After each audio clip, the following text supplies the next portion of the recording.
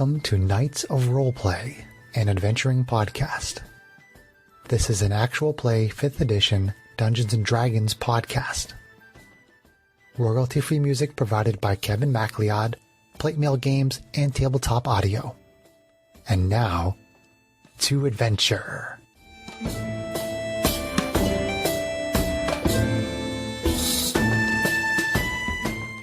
Hello and welcome. My name is Chris Buckner. I'm the primary Dungeon Master for Knights of Roleplay and Adventuring Podcast. This session is being recorded over Zoom. Tonight will be the conclusion of the adventure series called In Volo's Wake, published by Wizards of the Coast, who do not sponsor us, but it would be awesome if they did. Hint, hint, Wizards of the Coast. Adventure 1 was run by John, Adventure 2 by Kate, Adventure 3 by Sarah, Adventure 4 by Greg, and Adventure 5 by myself. We'll start by having each person tell us a little bit about the character they'll be playing. So let's see, from my vantage point here on Zoom, we'll start with John. All right. For tonight, Riki makes his final return to the land of wherever it is we are right now. Sword Coast, right. Phandalin in the Sword Coast, yep. Yeah. So still out there trying to figure out what's going on with his home and all the weird things happening in the woods. So he's hoping to get some answers tonight. Okay, and Kate.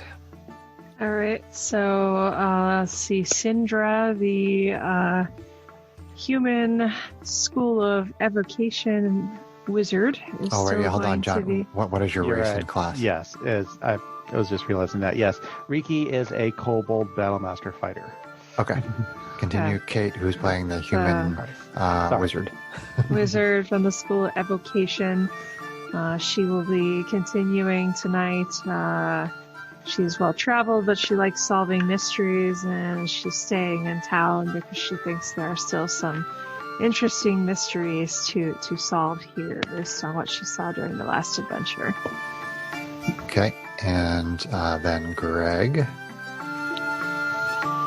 I am playing Kai Bellwether, who is a half-elf monk. He comes from the monastery studying ways to use his body as a weapon. And he joined our campaign, the last one.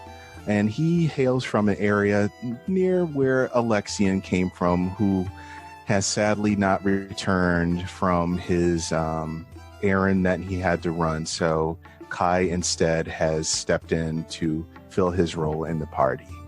You played him last adventure in this one, right? Yeah. Okay, and then we're going to move on to Sarah. I will be returning for my encore performance as Britannia Spears. Who is Syndra's traveling companion and bard. She is a human bard in the College of Glamour. Appropriate. Uh-huh. Yeah.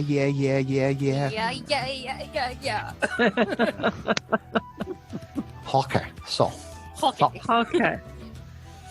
So here's the adventure. As our adventure begins, the party is in the town of Phandalin. They travel to the town after hearing rumors of increased monster activity in the area. Phandalin was recently made famous by being described in the latest publication of lore master Volo a tome called Volo's Guide to Monsters. The town of Phandalin and the surrounding area have recently been plagued by strange events and chaotic incidents. Dangerous beasts, foul magic, and now waves of madness have become the state of things over the past few weeks.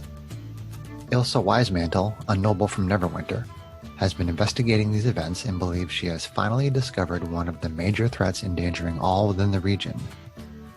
Ilsa heard rumors of an explorer named Aladair, who traced the recent spread of chaos and madness to a location believed to be a beholder's underground lair. Aladair has ventured into the area around the lair and has not been seen since. Ilsa has provided this information to Phandalin's town council, consisting of Trelina Stonehill, Sildar Hallwinter, and Townmaster Harbin Wester. Ilsa is certain the Beholder's lair, discovered by Aladair, is at the center of the recent troubles that afflict the region. With this new information, Sildar Hallwinter and Trelina Stonehill have offered the characters a 300 gold piece reward if they venture into the lair and stop the source of the mysterious power affecting the region. Though Townmaster Wester disagreed with offering such a reward on so little information, he begrudgingly accepted the arrangement. So I would like to start by having everybody please make a history check. Intelligence history check, please. Okay. John is giggling over something. Fail. Riki did not know shit.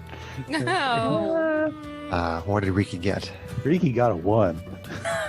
Total? Total 1. Going around my screen Nice. here. Syndra? So Syndra rolled a 16. 16. And then Kai? 2. Okay. And then Britannia? 14. 14. Okay. So, Syndra, you remember hearing something in your travels about Aladare being a wandering sage and somewhat of a recluse. Not much else is known, but it is suspected that this explorer wishes to follow in the footsteps of the great Volo Thamkadarm.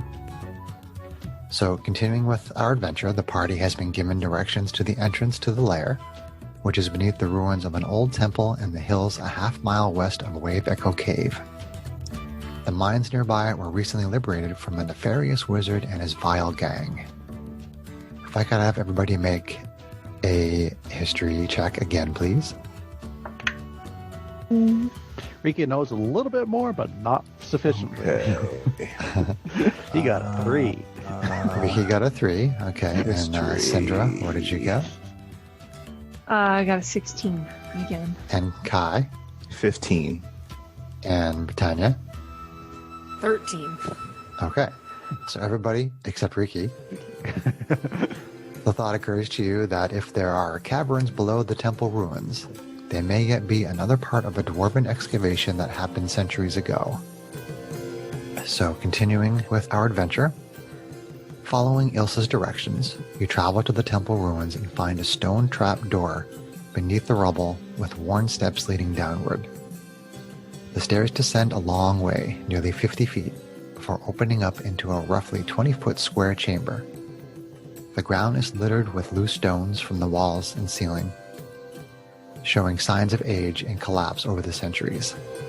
Layers of dust and debris cover much of the floor here, which has been recently disturbed.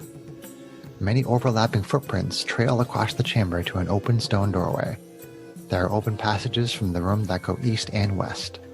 The faint sound of rushing water can be heard to the east. To the left of the open door, a set of 3 concentric stone circles are embedded into the stonework, with a round iron plate at the center. So how would you like to proceed? Did you get the Okay. basic gist of the layout as the way I described it?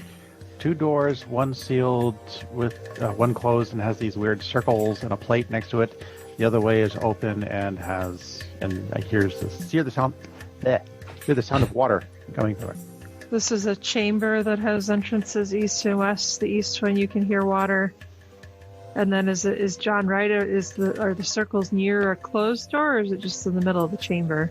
So you step through the doorway, Yeah. and immediately to your left on the wall is the concentric circles around the plate.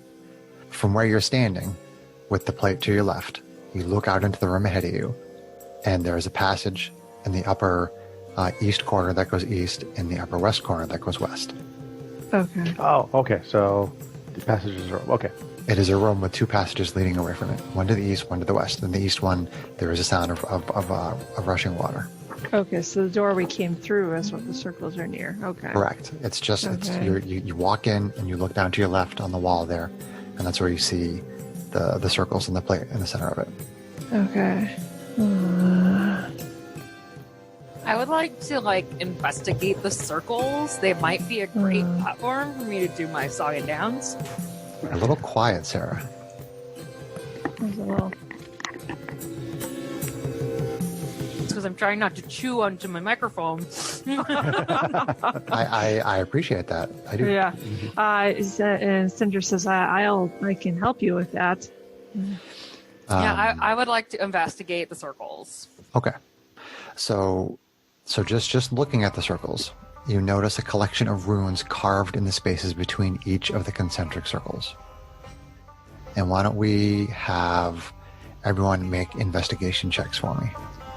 Okay. Intelligence, no. investigation, and we'll start again with Riki. 16. He might have actually thought of something this time. And then Syndra. Syndra pulls a blank. She rolled a 6 this time. And then Kai. 11. 11. Although investigation, my roll was higher than my passive. Okay. And then Britannia Spiaz. Oh wait, yeah, my passive investigation's 15. Okay, I see. Yeah, if with regard to perception and insight and investigation, give me your passive if you roll lower than that. 11. 11 and Britannia. 15. This was a very low DC, so everybody actually gets this information. So Yay. Oh, some of the runes on the outer circle vaguely match others within the next row, and you believe the stone dial is connected to a mechanism controlling the door. So this is something that you all kind of realize working together, looking at this very interesting structure on the side of the door there. So I guess Riki can only figure something out when it's really obvious. So it looks like we could probably control this door and close it if we needed to, right? Yeah, everything seems fascinating. I wonder. Riki would rather not close the door right now. You might need to run. Yeah, I agree with you there. So during our investigation, I'm going to assume that some of you are maybe poking and prodding at the thing and like maybe touching the runes. I'm touching the runes. Things like that. And Yeah. Syndra would probably avoid touching the plate in the middle until she understood Sure, it better. But sure, yeah. that makes sense. And when touching the runes, when you make contact with it, it actually causes the circles to spin, and the door does close. But it's very easy just to touch them again, and the circles spin, and then the door opens. Interesting. Okay. Cool. Just leave it open. Riki's time in the cave says that there's usually interesting things that you can find near water. At the very least, maybe something to drink. Riki's thirsty. Which direction would you like to go? And bear in mind that I did mention something about footprints being on the ground. Okay. We should probably follow the footprints. But Riki didn't Should think like of that. follow the footprints so I can find some people to impress with my skills. Well, let me be clear that that's not a DM hint to say to follow them, because just looking at them, there's so many of them that all you can really tell is that there's a lot of them. Gotcha. There's neither passage where they more obviously seem to go towards one or the seems to other. go in both directions. And there's Both of Um, them. Do they there's look no- like human? Riki would think to look closely at them because he does have proficiency in survival. So Okay. I guess that would be in character to look at them. Sure. just to see if they're fresh versus Yeah. they have been there for a while. It's a 14 on survival. 14 on survival. You think that they're human? Again, I mean they're recent enough that it looks like blueprints. Okay. So Do you think we should follow the water? sure. Like I said, Riki's thirsty. Must be something to drink. Okay. So the consensus seems to be going to the east. To the east. Okay. To the water! Syndra's okay with this. So the path to the east leads to a roughly 60-foot square chamber containing jagged and uneven walls. A 15-foot wide rushing stream flows roughly west to east, and there is a stone bridge over it. A passage leads to the north. How would you like to proceed? Riki gets a drink. You go over to the water and you drink out of the water? Yep. Oh no. So this strange watery shape lashes out at you when you go to take Uh-oh. a drink. So let's roll initiative. Riki's not that thirsty. boy. boy. Disaster Nice strikes. job. Ricky's no longer thirsty. Ricky's now peeing his pants. All right, that was a good roll. So unlike what we've been doing in both the Spacefarers game and in this series of In Volo's Wake, I'm going to do Theater of the Mind for all the combat in this one. Okay. So I'm not going to bother with flanking. I'm not going to try to do that with Theater of the Mind. You know, there are other ways to get advantage on things, but we're just going to basically try to straight up Theater of the Mind this one. Okay. Doing it old school. So let's see. Need to get to my encounter here. Go. Okay. So initiative starting with Riki 21. and Syndra 20. and Kai. 19. Wow, you guys are all up there. And Britannia. 20. Who has a higher dex mod? You or Syndra? Well, mine's +2. +2. All right, so roll off. Roll off. 18. 19. Jesus Christ.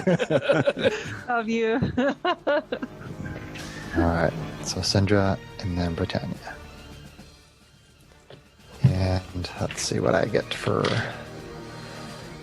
my initiative. Not as high as you guys. But it is getting a surprise attack on Riki. Nope. Didn't Dave Matthews Band tell you not to So- drink the water? Or Ricky So Tiki so Cat. I am okay. So I'm surprised for the first round. Correct. Okay. Ouch. There's blood in the water. Don't drink the water. So, okay. So let's see. So Riki is surprised. So what happens is Riki goes over and he starts to drink from the water. And you see this sort of vague, monstrous looking shape sort of come up out of the water, formed by the water. And it's heading towards Riki with like a big sort of, claw formed of water. And you see it and you try to rush over there to get to him, and he seems to be unaware at the moment. So we're going to skip Riki for this round because he's surprised, and then we go right to Syndra. Okay. Syndra is going to shout, "Look out!" And she's going to shoot, wiggle her hand and send 3 little darts at it, whatever level 1 magic missile is. Magic missile is 3 darts. Yep, first 3 level. darts. Okay. Yep. So she's going to fight her d4s. So I don't have them set out.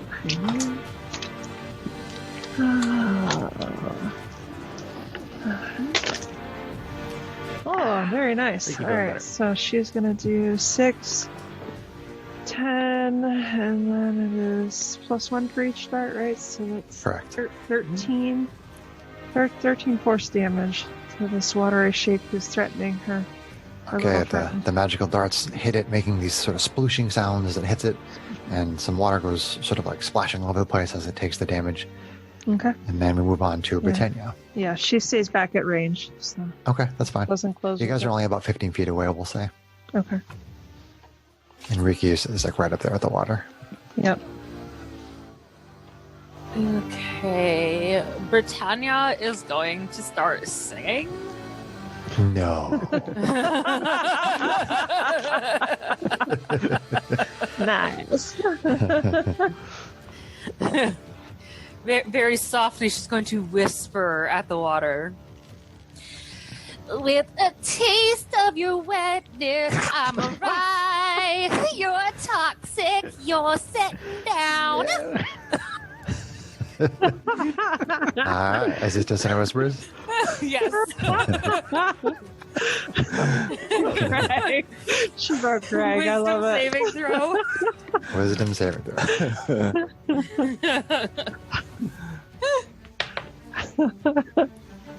I'll stop using this die. That's a 3.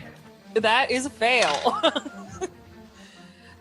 So it gets 10 psychic damage, Okay. and it must immediately use its reaction, if available, to move as far as its speed allows from me. As far as its speed allows. Using its reaction. Okay, hold on. I'm toxic, apparently. I was don't know, the maybe the best. water's toxic. It could be. Don't drink the water. I told you. Dave Okay, Matthews so Band. it seems to swim sort of, I mean, it doesn't really swim, I guess, but it moves 60 feet Oh my. up the water, up the stream, I should say. It moves 60 feet back up the stream, and it goes into the wall. No. Where I assume where the stream is coming out from. Correct. Yeah. Yep. And so Kai, at the minute, you have no at the moment, Kai, you have no target. So I guess I walk over to where Ricky is and see if he's okay. He seems fine. He's fine. Oh, you could ask Ricky. Is that? I mean, we're not actually. Are we still in combat? Yes, we're still in combat. Are you doing anything other than talking, Greg? Ready or I guess I'll ready just if there's any further attacks. I just say I asked him if he was okay, and then that's it for me. For what? Okay, so when you're ready, you have to tell me exactly what will trigger you. I'm ready for when something comes within range of my fists of fury. Okay. I cast fist. All right. So you see this concentration of water come rushing back out of the top of the stream, and it comes down sort of like a small little tidal wave, coming right down the entire length of the stream. And it goes, Whoa, where'd that come from? it goes right up to Riki, and you get to make one of your attacks, Greg, on it before it gets to Okay. attack. So, all right. So that's all right. So attack. That is going to be 6. So 9 to hit.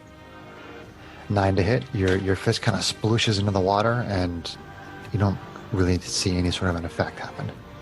Okay. well, by the way, I would have sung to you before we left, right? So 7 temporary hit points. With inspiring leader. Yep.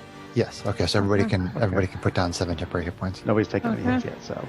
Okay. Just thought I'd get it out there before people start. No, getting that's hit. good. That's good. Thank you. Okay. Thank So you. this wave comes over, and again, a claw shaped of water comes out and slashes at Riki. Oh. All right.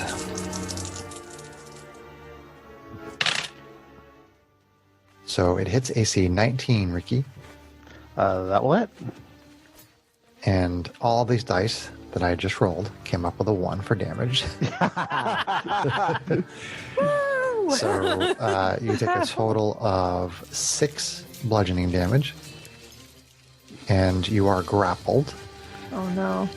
and you are pulled into this Oh form no. of water. Oh You no! all see Riki sort of vaguely inside this this shape of water. Flashbacks to I'm freaking playing Point a of shorty, so Light. I have to no. get it. So I have to No, get What it. was by John saying just last night about needing to play a shorty again? Every time I play a shorty, I get swallowed by something. So Ratchet in Points of Light got sucked into a water elemental and then got peppered with his allies' arrows as they tried to kill it. So you are grappled and restrained, Riki. Oh no. Oh yeah. If there are ways to put that on the D&D Beyond thing, There are. there are. Yes. Okay, I figured. Okay. Under conditions and Under add active conditions. conditions. So then we'll go back up to the top of the round. We'll be this time with Riki, our Battlemaster fighter. Okay, so do I have a? Can I make an acrobatics check in order to try to escape the grapple? I believe the way it works is you can make a athletics or acrobatics to escape. Okay. Riki, looking very surprised that this tries to swim as quickly out of the water as much as he can with. I mean, it's acrobatics, so because Sure. I have being small and having the squat nimbleness feat, I get advantage on this. Okay. You're going to twist around and move yourself out of the wave. And I rolled a 25. 25. Okay. So you manage to sort of like get your footing on a rock, and then you twist your body and you push and you go out through an area where the water was kind of not as thick and not as dense, and you come rolling out and get onto your feet in a square adjacent to this water creature. Okay. And that is your action. Do you have any bonus action or Do I have any bonus action? or movement? You can do movement as regular. No, you're still going to stay there up front. So I'm not going to move out of it. So I'm not going to move back and provoke an opportunity attack. So I have no useful bonus actions at the moment. So Ricky just kind of coughs and sputters for a second. Says, "Ricky often drink water. First time water tried to drink Ricky."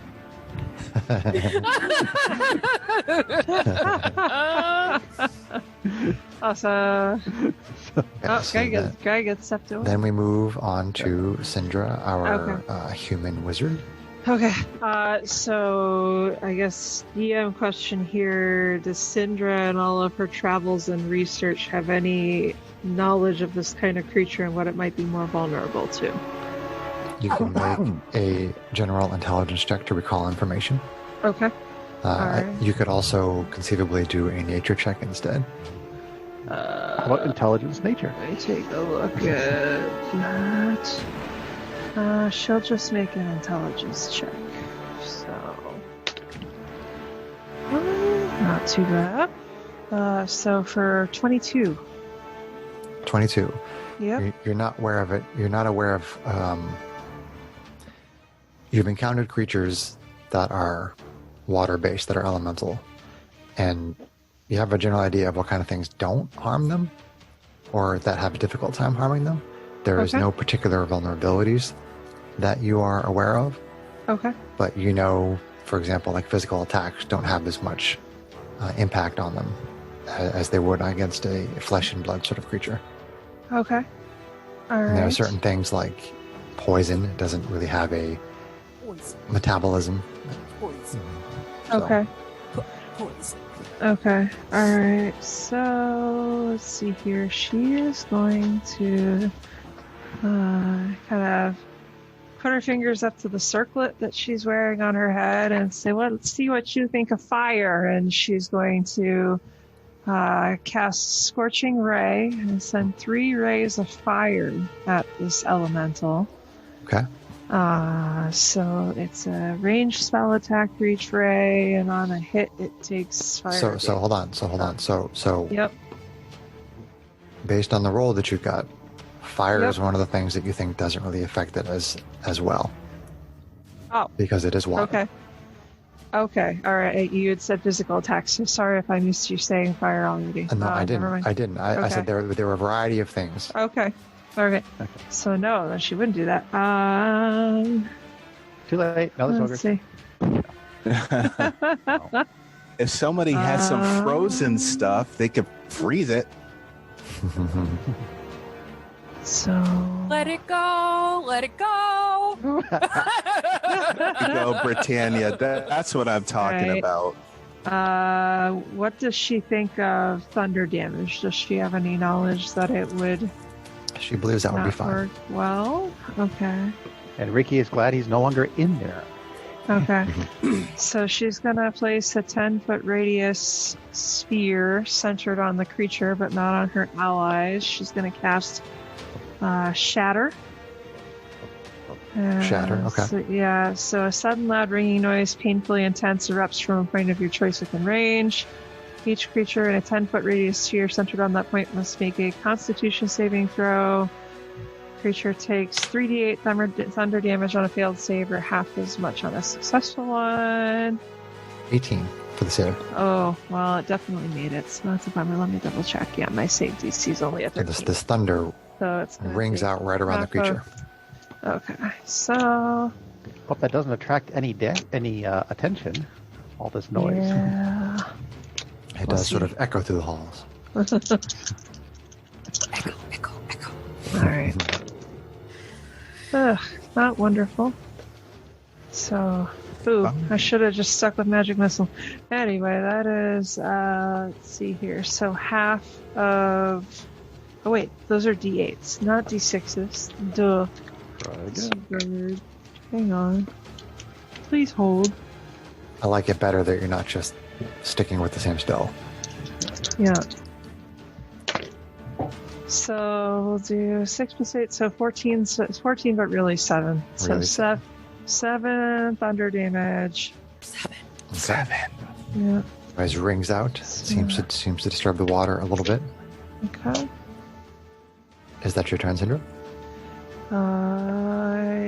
Yes. I she'll like shout out. I think physical attacks and fire won't damage it as much. Okay. And then we move on to Britannia, our human bard. Okie dokie. I'm going to cast Vicious Mockery. Yay! Insult the water.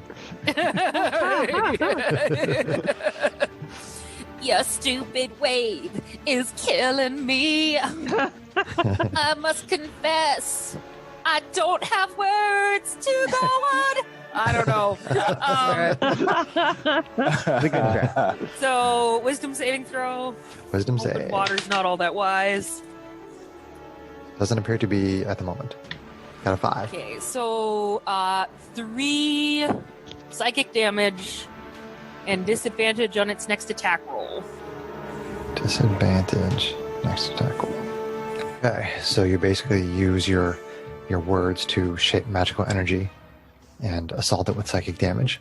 I will tongue lash you to death. And then we go to Kai, our half-elf monk. Greg, are This your might- attacks considered magical yet? Or does that come in later? I don't think that's a 4th level, but No. No. Okay. I didn't I know. was looking didn't to know see when it if was. there was anything that I had, which I don't think.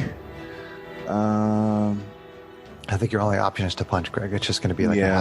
a half damage kind of thing. But it's still Yeah. something. Something is better than nothing. All right, so if I do flurry of blows, I get 2 attacks. So Right. it'd be 2 Normally, punches. yeah, I mean, you can attack once and then bonus action attack a second time, or you can attack once and bonus action flurry your blows, spend a key point, and attack 2 more times. Okay, gotcha. All So right, it's up to you if you want to do 2 attacks or 3 attacks. The 3 attacks will cost you a point. here we go. Let's try just for one right now. Okay. Ooh, that's a good one. So that is going to be 21 to hit. This time you throw a kick into it, and you feel like you connect with a great deal of the substance of this creature. And that is for 9. 9. Okay. It seems to sort of be losing its cohesion. It looks a little bit smaller. It's still medium in size, and it seems to be having a harder time keeping itself together, Okay. but it's still there. Okay. So, all right. So if I do spend a key point, I'm going to save the bonus. I'm going to do the key bonus point? action to save the key point Gotcha. Okay. for a bigger situation. Sure. Okay. So that's same as the first. So that's going to be 21 to hit. Nice. And this is for 10. 10.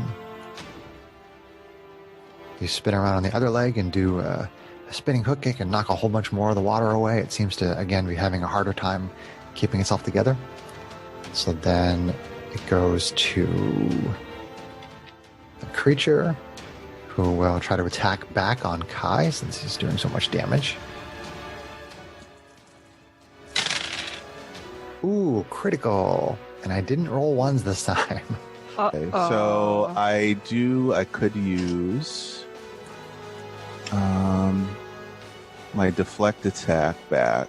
Oh, no, that's deflect missiles, Greg. Oh, okay. So it's not. All right. Okay. Okay. All right. So this water creature, even in its damaged state, lashes out at the person who has been doing a great deal of damage to it. And it seems to turn its entire body into like a giant fist. And it just smashes on top of Kai. Uh-oh. And Kai takes Uh-oh. I'm trying not to say it. 30 points of bludgeoning damage. Oh boy. Yikes. Okay. Buddy. And it pulls you into its space, and it's all wrapping around you, and it's starting to suffocate you. You're grappled and restrained. Uh-oh. Well, shit. That was a good hit, Mr. Water Weird. Grappled and restrained. Then we go back up to Riki, Battlemaster Fighter Kobold. Okay. Well, We can stop playing now. The DM's happy. That was really cool, so we can just stop playing. Okay. Ooh. I mean, love Greg. Hug the PCs. All right. Riki is just gonna. Yeah, Ricky's just gonna take a swing at the water that tried to eat him. He's not happy. It's now engulfed So. Kai. Uh-oh. Well, Riki doesn't know. Ricky's just gonna swing. Okay. Riki hits AC 18. You connect with a good chunk of the water. Okay, for 10 damage with a magic short sword. Magic short sword. Okay, so you sort of flatten out the blade. I mean, sorry, you're not flatten out. You turn the blade in such a way that instead of having it be like cutting through it, you're kind of making it like a paddle, and you basically paddle right underneath the bottom of it, cutting it off at the base, and the whole thing just breaks apart and splashes down with Kai there, who's gasping for breath, and the creature seems to be destroyed. Yeah. Oh, nice. I'll teach you. Jeez. But Riki's still thirsty. He goes back to get a drink. Oh, Jesus Christ, no. You drink water this time, and you're fine. Surprise. You Ricky. What? Riki was thirsty. Ah, Critical for 30 damage. Sheesh. Ouch. jeez. That was not fun. So we have some healing potions among the group, I think. I also have cure wounds. It's true. I mean, if we use the potions, it'll save the spell slots, but conversely, the potions can I work was if something ready knocks to you out. use a key point to disengage. That would have worked, right? You would have still been grappled. You would have had to do something to get rid of the grapple. Yeah. It's step of the wind. It's okay. No, it's just you have to escape the grapple. Otherwise, you can't move. Grab your speed is zero. Right. First. Gotcha. Yeah. Well, I'm double reaching zero for is still things. I don't feel the need to save. I can spend one spell slot to help my friend. So, I'm gonna reach out and touch Kai One more and time. cure some wounds. Thank I'm gonna- you, Britannia. Cast it at second level. And so don't forget, Greg, you had Ooh. the 7 temporary hit points, so you took 23 Well, that's damage. gone. Yes. Yeah, okay. So I just rolled a 7 and an 8. Yeah. So that will be for 18 points of healing. Ooh. Woo! Kai Damn is wonderful. grooving. That's really good. That's awesome. Kai grooving. Britannia She reached is a out pretty and excellent touched healer. somebody's hand. She made this world a better place. Now you're stronger. Yes, thank you. Nice. Again, your words mold the healing magic around as you sing. That's awesome. Wow, that was quite the hit, dude. Jesus. Jesus Christ.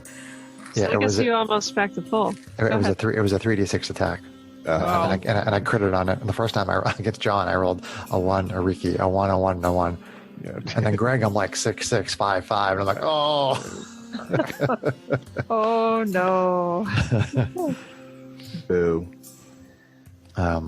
Okay, so Riki drinks, and Britannia sings a little bit and heals Kai. Okay. And so you have this rushing stream in front of you. There's a stone bridge over it. Syndra And there's a passage on the other side of the room. I would like to take the bridge over troubled waters. Yeah. Okay. Off we go. So Britannia walks over the bridge and it collapses and you fall in the water. You serious? Yeah. Oh no. Other trucker.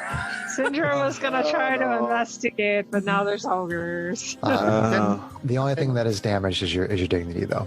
Oh, okay. It's not like the water sweeps her away. No. At least I didn't wear a white shirt today. Well, That's not what the boys are saying. No.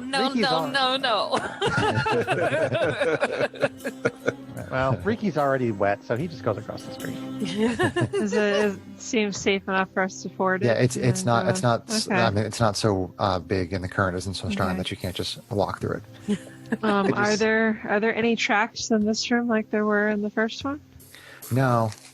There's the bridge that went over there. It didn't have any tracks on it, and the tracks didn't really seem to go much beyond the entrance to this room. Okay. You do think you see some more in the hallway, which is at the north side of this chamber? Okay. Across from the bridge? Yeah. Across the bridge? Okay. Yeah. So there's some more tracks up ahead. All right. Yeah, I mean, you just think because of the proximity to the water that the tracks Okay. have All right. not been as Weird obvious. water probably Okay. washed them away. Yeah, Syndra points out that she sees the tracks up in the hallway up ahead, so Okay. she agrees that maybe that's the right way to go. Onward. So the northern passage leads to a 60-foot long, 10-foot wide passage that runs west to east. The passage is decorated with beautiful dwarven stonework. The intricate lines and etchings along the walls, however, are marked with carvings of a large eye in various locations on either side of the path. The carvings are crude and jagged in sharp contrast to the hall's finely crafted design. There is a stone door at the end of the passage. You get a strange feeling here, almost as if something is watching you. How would you like to proceed? Riki thinks eyes are watching, but he's seen these before. He doesn't remember where, though. Well, you know, we saw this vision at the end of the last fight, right, my little friend? Or was I the only one who saw that, Chris? No, everybody saw it. Was the vision. everybody? There was a vision of floating eyes around a larger eye. These rough carvings look kind of like that. Maybe. Yes, that seems to be my thought too. Syndra would probably try to investigate all of the carvings on the wall and that stuff a little more closely. Just in I case have there's mage anything hand. I else could to learn. touch him. Yeah, you could. Yeah. So I'm sorry, Syndra. What is Syndra doing? Syndra would investigate everything that's carved in the wall and the hallway, just in general, more closely, Okay. leading up to the door. Okay.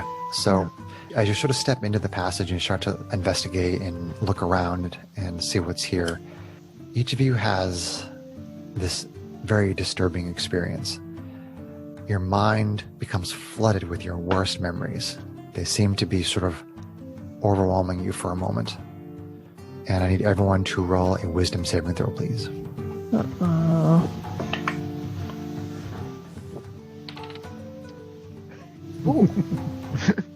John's giggling, which means nothing good. Poor Riki. 7. Our kobold fighter gets a 7. Okay, and then Syndra, our human wizard, gets 22. 22. And then Kai, our half-elf monk, gets 9. 9. And then Britannia, our human bard. But question. 20. 20. Okay. Yes, Greg. I do have a thing that says manage against being charmed and magic can't put me to sleep. So does that consider to be a charmed situation? It is not. I mean, that's Okay. good to mention. It doesn't really apply to the situation, but that's Okay. good. So, okay. So Riki cries out, "No! Riki spent all day trying to catch that! Come So back Britannia here!" and Kate were in the 20s. Yeah. And Kai and Riki were like less than 10. So where is it here? So Riki and Kai, you are mentally and physically shaken by this experience, and you gain a level of exhaustion. Ouch. Oh no. which I believe is disadvantage on ability checks. Yeah. That was going to last for the two of you for 1 minute. 1 minute. Huh. Well, the stupid one. So basically, by the time we get to the end of the hallway, Yeah, it's really it's a very disturbing. I mean, you kind of see Britannia and Syndra. You see that Riki and Kai seem a little bit out of it for a minute and almost maybe a little bit anxious or in distress or something. But again, very quickly they seem to kind of come out of it. And this is happening as you're sort of going around and investigating this passage. Riki remembers now. Riki caught 2 fish that day, so he was okay. I don't even know. It's, I can't go through that again. Not that same situation and playing out in my head. So tired. Cinder kind of. I don't like seeing bad past memories, but Oh my god, Is- boys, is are that you what- okay? Riki's fine. Let's go. is that what happened to everyone else? Is some kind of It happened memories? to everybody, but it had Yeah. had a much deeper effect on Kai and Riki. Yeah. Well, It seemed no, to shake them for a minute. Syndra would be asking them out of genuine curiosity. She'd be a little weirded out, but she'd also think that it was kind of cool if somehow this happened to everybody. Okay, so Wow. Syndra asked the Power- question. Powerful magic, yeah. So everybody else see some kind of memories. Yes, I saw. I had a memory of like one of my shows that wasn't sold out. It was horrifying. So, some interesting or powerful magic here. I was running through a Very maze fighting, and I kept running into the same area, and I couldn't find my way out, and Huh. I was trapped, and I saw myself fighting myself, and I don't know. That was really horrifying. Well, you think that's bad? Riki had a really nice catch get stolen by a fox right off his fire. It was devastated. I had to settle for my net for the other fish I caught that wasn't as big. Okay. Was it a firefox? No, just an annoying fox. The Cinder takes it all in and overall just seems like fascinated by what's going on in this hallway. This is my boo flag, sir. I'm holding my boo flag. It's okay, I earned it. Okay, so for all of you that role played that, give yourself inspiration. Aw. Oh, yay, thank you. Yay. Did I roleplay that? You did. Yeah. You talked about your show not being sold out. Yeah. Okay. Do I get for asking about it and trying to interact with everybody? You didn't really share, honey. Okay. You didn't really role play it out. Okay. Okay, so let's have everybody make perception checks as you're examining this hallway with the intricate carvings and then the eye shapes that seem to be not matching the rest of the decor, so to speak. Okay. Okay. So Riki got 14. 14. Syndra, 12. 12. Okay. And Kai, 19. 19. Okay. And Britannia, 16. 16. Okay. So Syndra sort of takes the lead on the exploration of this passage. And as she's moving forward, Syndra, you suddenly feel the floor underneath your foot sort of move down Oh, boy. about maybe like 2 inches, like you stepped on something and it moved down. Uh-huh. And you hear this click, Uh-oh. and you realize that you stepped on a pressure plate of some kind. Uh-oh. No. So a 2-foot square column of hewn stone shoots out of the wall at you. I need you to make a dexterity saving throw. Oh, boy. Oh, hewn stone. For half a second, I thought I said human stone. It was like, No, sorry. All right. Hewn. I definitely need to slow down when I say stuff like that. That's not great. It's an 11. 11.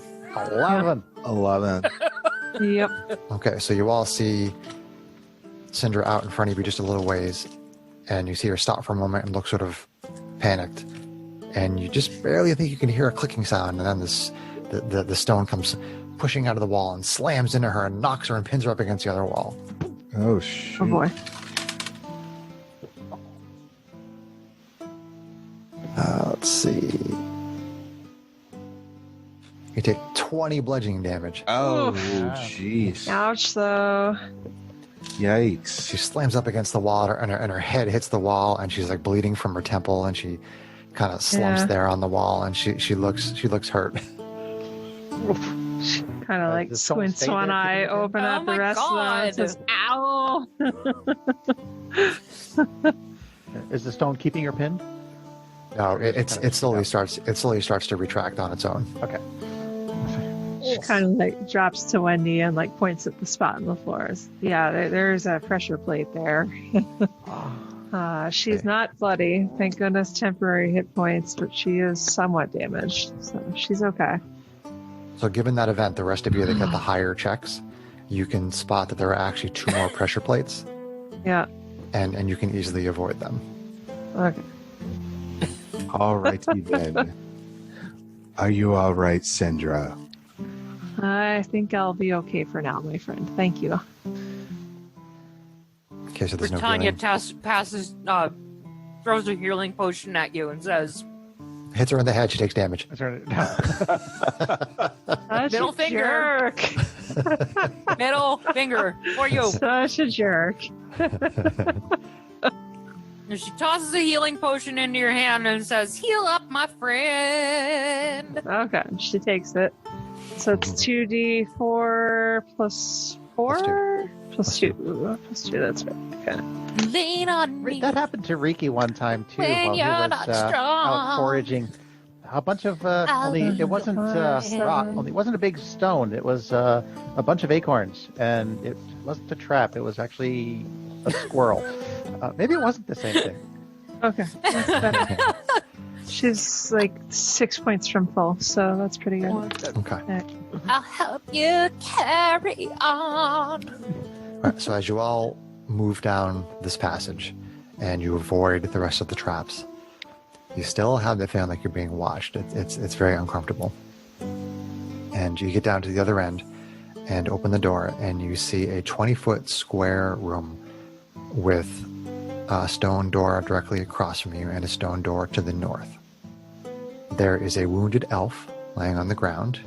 He is dressed in studded leather armor and wears a wide iron ring on his index finger. How would you like to proceed? What kind of ring? Sorry, I didn't get all the Wide details. iron. A wide iron ring on his index finger. We should Does he probably. match the description of the explorer that went missing? There actually isn't a lot of information about Aladir, the explorer. You've heard some information, but none of them seem to include a description. Okay. Riki will go ahead and proceed in, but since he doesn't know what wounded the elf, he will proceed cautiously. Yeah. Watch, keeping an eye. Kai as well. Syndra agrees we should look for traps, not knowing what it is that hurt him.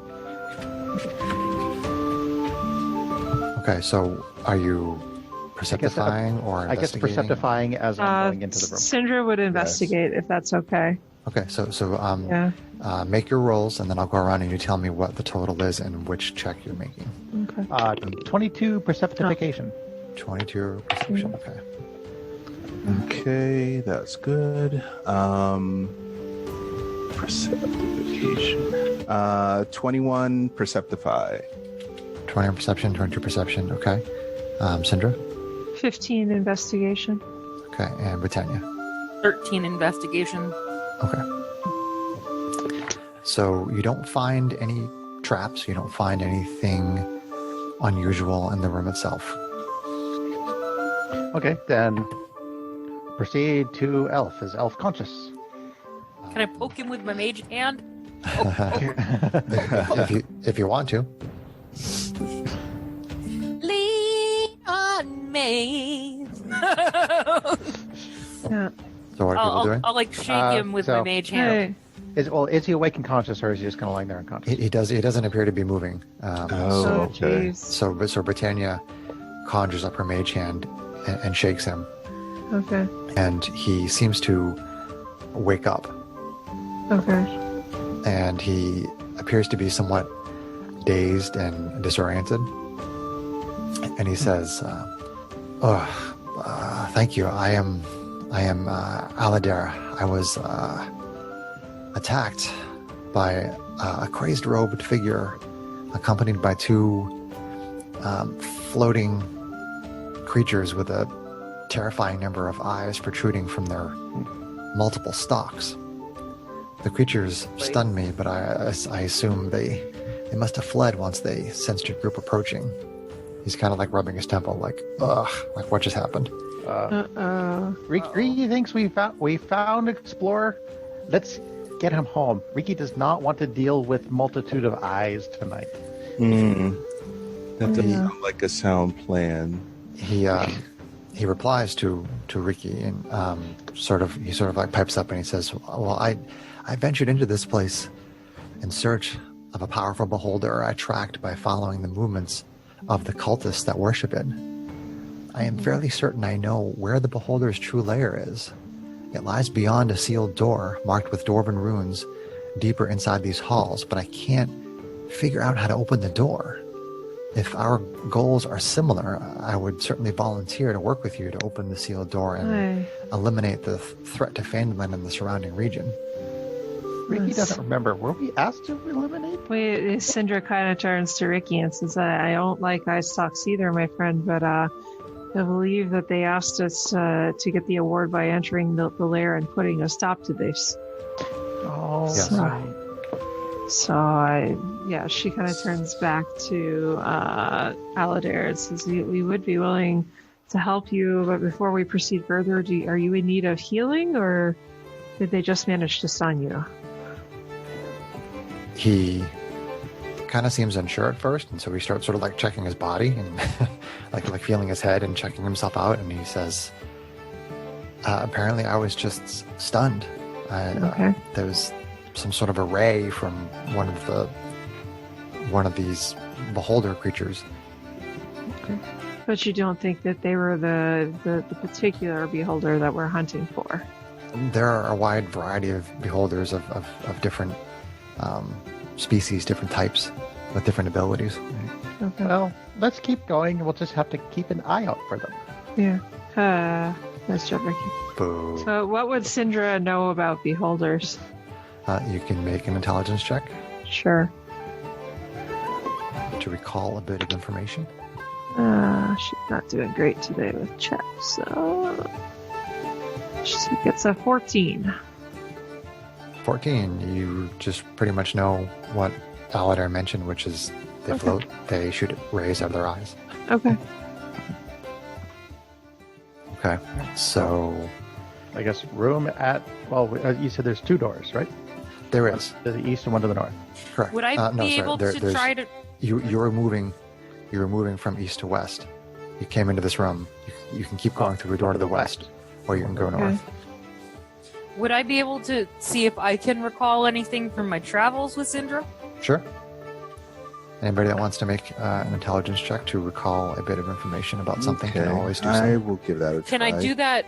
Does it have to be straight intelligence, or can I pick something like Arcana or Nature? Well, typically, if there's something that would apply to it, I would let Greg you know. likes his role. I don't believe it's a natural creature, so if you wanted to, I'll say Probably Arcana. Or History? no. I mean, if I had to pick something else, I would probably say Arcana. Okay. The reason I ask is because I'm a jack of all trades. Okay. Or Jacqueline of all trades. Which means that my skills have a +1, as opposed to the straight intelligence, which is only +2. Gotcha. Like it's +3 if I do an Arcana. Sure, that's fine, sir. We're doing Arcana. I got a 22. I only got a 10. Boo. Green dice are fired. Yeah, so Kai, I mean, you know that some of the more powerful of the beholders have, all the species of beholders seem to have an eye in the center, and some of them are powerful enough that that eye can have like a harmful effect as long as you are in front of it. The nature of the effect can be different depending on the species of beholder, but some of them don't have that ability and some of them do. Some of the powerful ones do, and if you're basically directly in front of it where the central eye is facing, it can be detrimental in some way or not at all, but you know that it can be dangerous. Okay. That was a critical, by the way. Yes. Nice. And you also know that there's a variety of different effects that can come from the eye stalks, and again, some of the more powerful beholders have more nasty and debilitating effects that come from those eye stalks. Nice. Thank you.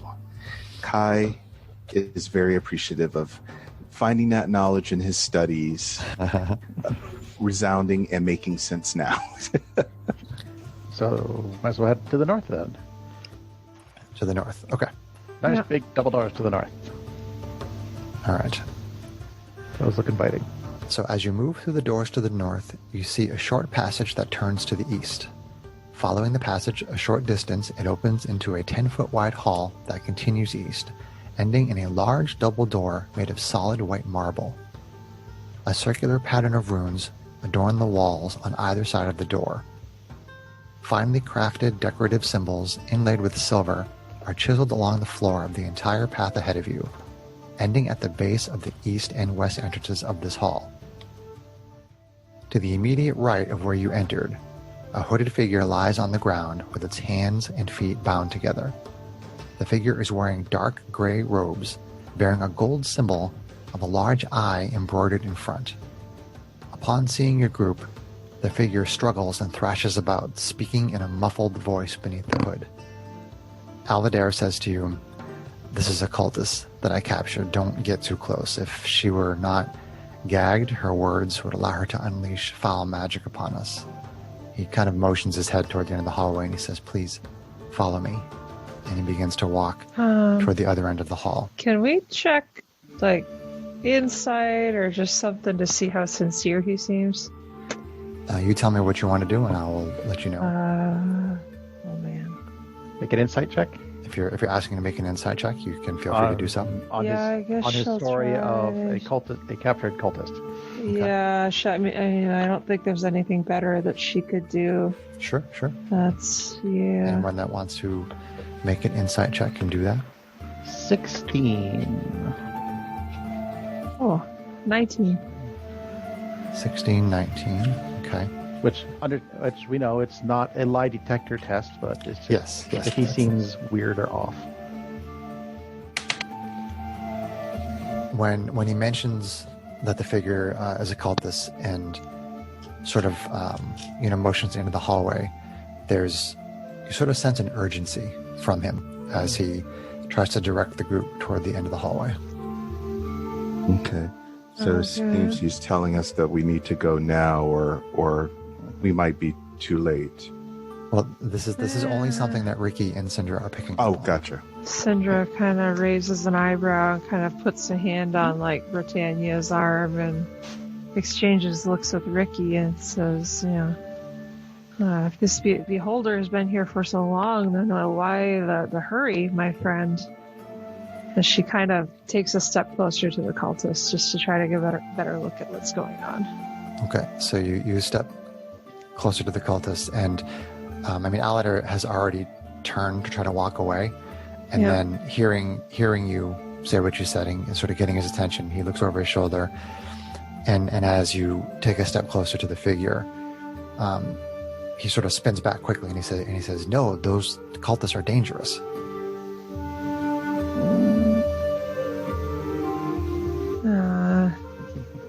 We should head to the other end of the hallway. Ricky thinks we're more dangerous than the cultists, and we could use some information. He says, I've already talked to this cultist, and what did he say? Just that there was a powerful beholder here that was causing madness in the area. Just one? Sounded like you were attacked by more than one. He didn't say there wasn't other ones. Oh, well then, He okay. or Sounds she. like we need more information. I believe it is too dangerous. I mean, you can do what you wish, but if you allow that person to utter even such a single word, they will cast their magical spells on you and could do great harm.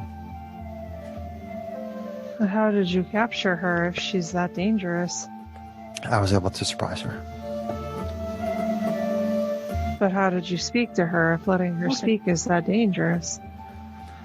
I had her tied up, Okay, well, and we then won't. I spoke with her Okay. briefly, and then I gagged her. Okay, well, we won't untie her. I know Let's drag enough her. about magic to know you have to gesture to cast most spells. Ricky So- thinks Ricky thinks we drag them back over there and see if we can get some more information. I can the mage other hand drag her.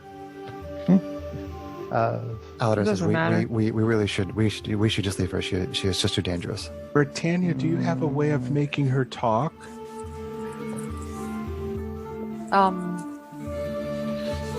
I mean, I have a pretty strong persuasion. Aladar says, are you coming? We have a mission to accomplish. I don't know if I believe that you're telling the truth. And I second to agree I've with seen that. a lot of spy movies, and if I know one thing, it's easy to switch one person for another. That's a good Well, point. Ricky's not sure who's telling Yeah. the truth or not, but Ricky just wants more information about what we're getting into before we get there. Yeah. Okay, so Aladar moves over. He walks like the few steps that he had walked toward the other end of the hall, Yeah. and he moves over, and he steps. He tries to force himself between Syndra and the figure, Oh. and he says, "We need to go. This person is too dangerous." Kai doesn't like that. I'm gonna take a step Right. around Syndra and wriggle my womanly hips and try to persuade this guy to tell us what's really going on. You're gonna try to persuade him to tell you what's going on. Okay, so given the obvious resistance that he has to this idea, there's going to be a higher than normal difficulty. Okay. So you can tell me what it is that you say, and then roll your persuasion check.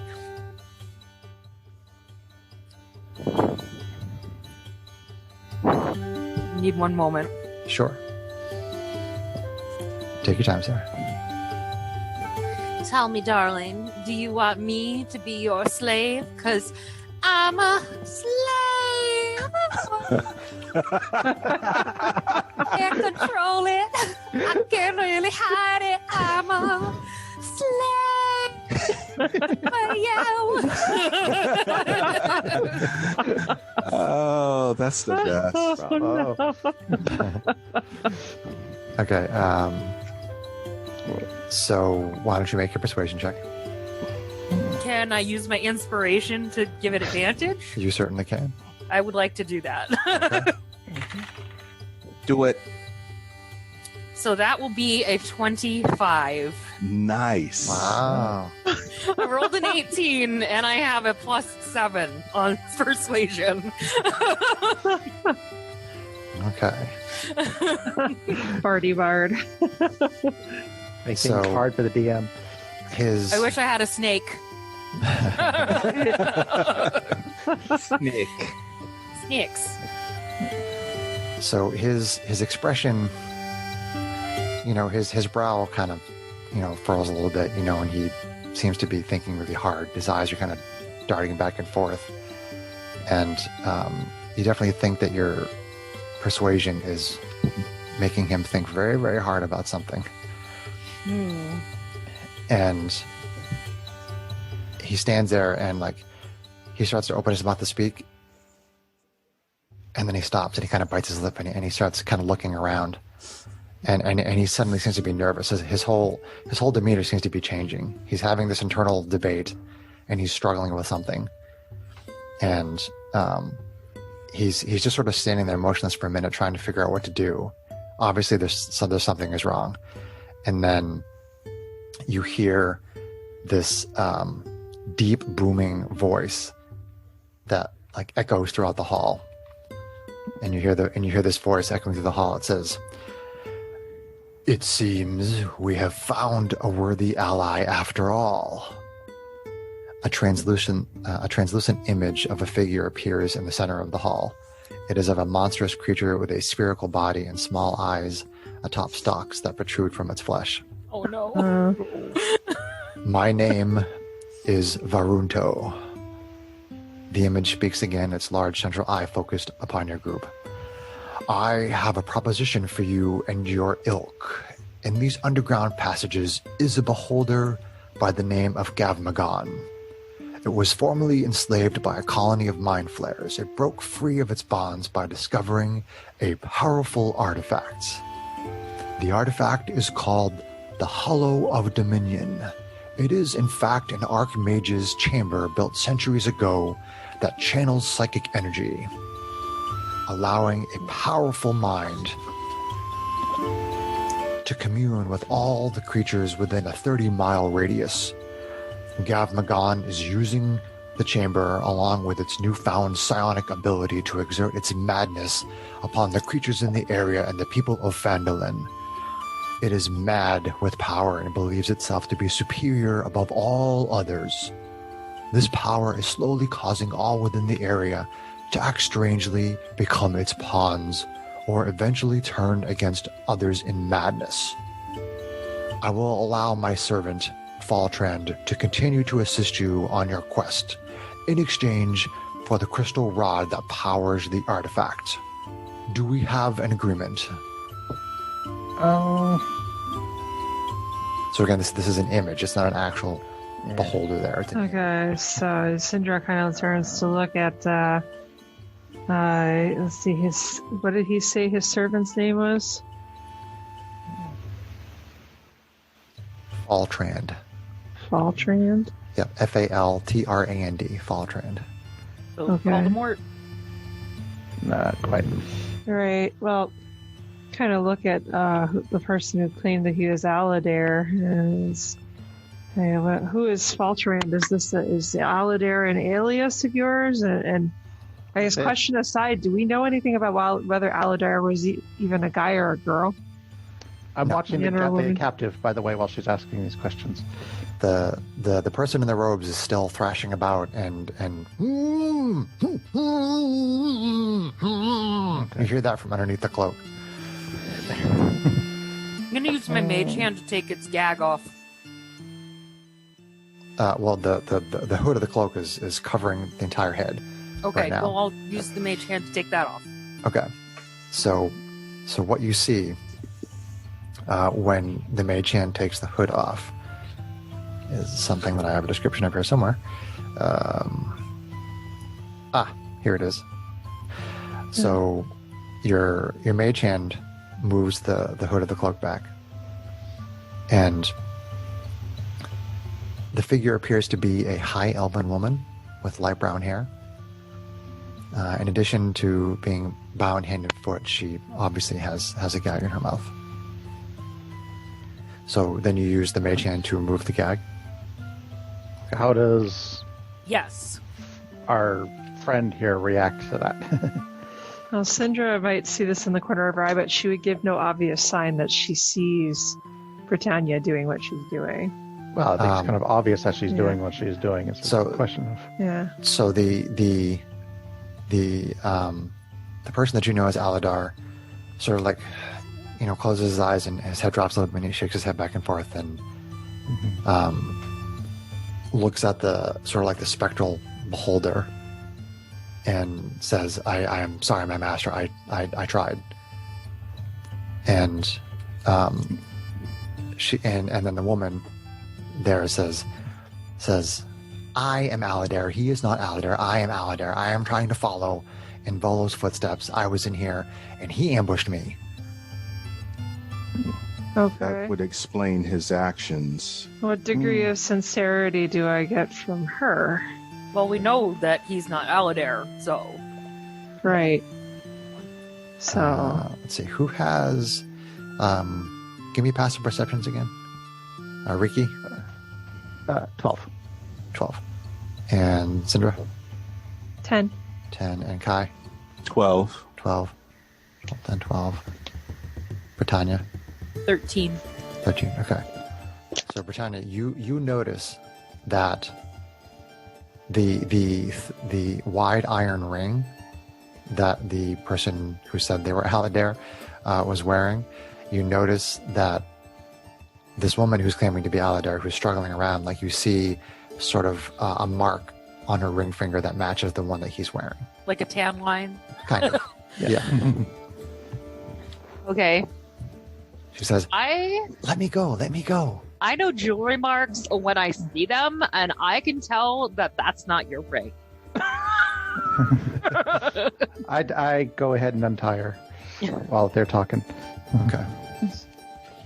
I kind of turn and look at Faltran, and Syndra looks up, and there's this obvious naivete and fascination. She kind of very innocently says, and you, my friend, looking at the beholder, how do we know that you are not the bad beholder who's looking for this chamber that we are trying to protect other people from?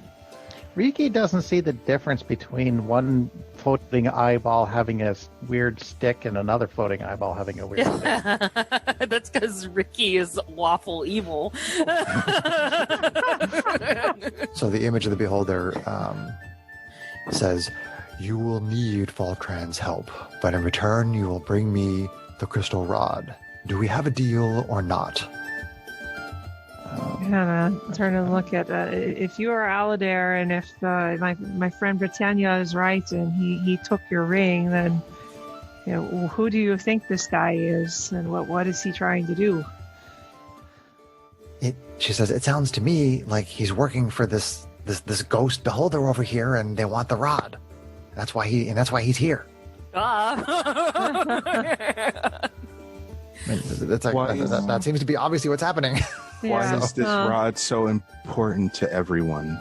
Oh, I think, if it controls Doesn't everybody just want a rod? psychic influence on a 30-mile radius is dangerous in the hands of anyone. So I look at the beholder and say, Riki thinks that we should go ahead and agree to this deal so that we can double cross him later. Syndra Says that out loud. Rolls her eyes at Riki. So the beholder speaks up again and says, I tire of this. So be it. Gabnagon shall devour your lot. His domain will be mine either way. Should you survive, little worms, pray you do not cross us again. The image of the large eye appears in front of Faltrand. And it sort of like disappears and reappears in front of Faltrand, and both the image and Faltrand vanish. There we go. And Aladir's jeez. and the ring that Faltrand was wearing falls to the floor with a clatter. Okay. And she says, and Aladir and the real Aladir says, my ring, please give me my ring. Could you? She holds her hands up. Can you please untie me, please? I'll use my main hand to untie her. I thought he was. She was wasn't already untied. Syndra kind of picks up the ring and wants to make a Arcana check on it before she hands it over to her. Make an Arcana check on the ring. Arcana is that the appropriate check, or would you have her do something else? Well, I mean, if you think it's magical, then yes, it would be. Yeah, I think she would. She's a mage. She has some idea. Yeah, that reaction was a little bit more than I just want my ring back. So that would be a 17. 17. You don't think it's magical at all. I mean, you don't. Okay. You know that there are spells. That there's a spell that allows you to detect magic, but looking at this, typically when something is detect magic. Yes, it is. Yeah. Typically, a ring has to be very finely crafted. I mean, this seems like a very plain, ordinary ring. Okay, so she kind of passes it over towards her, and right before she hands it to her, she kind of asks, "This doesn't look magical, and I have some training in these things. What is the significance to you?" And she hands it off to her. She kind of raises an eyebrow and she goes, "It's mine."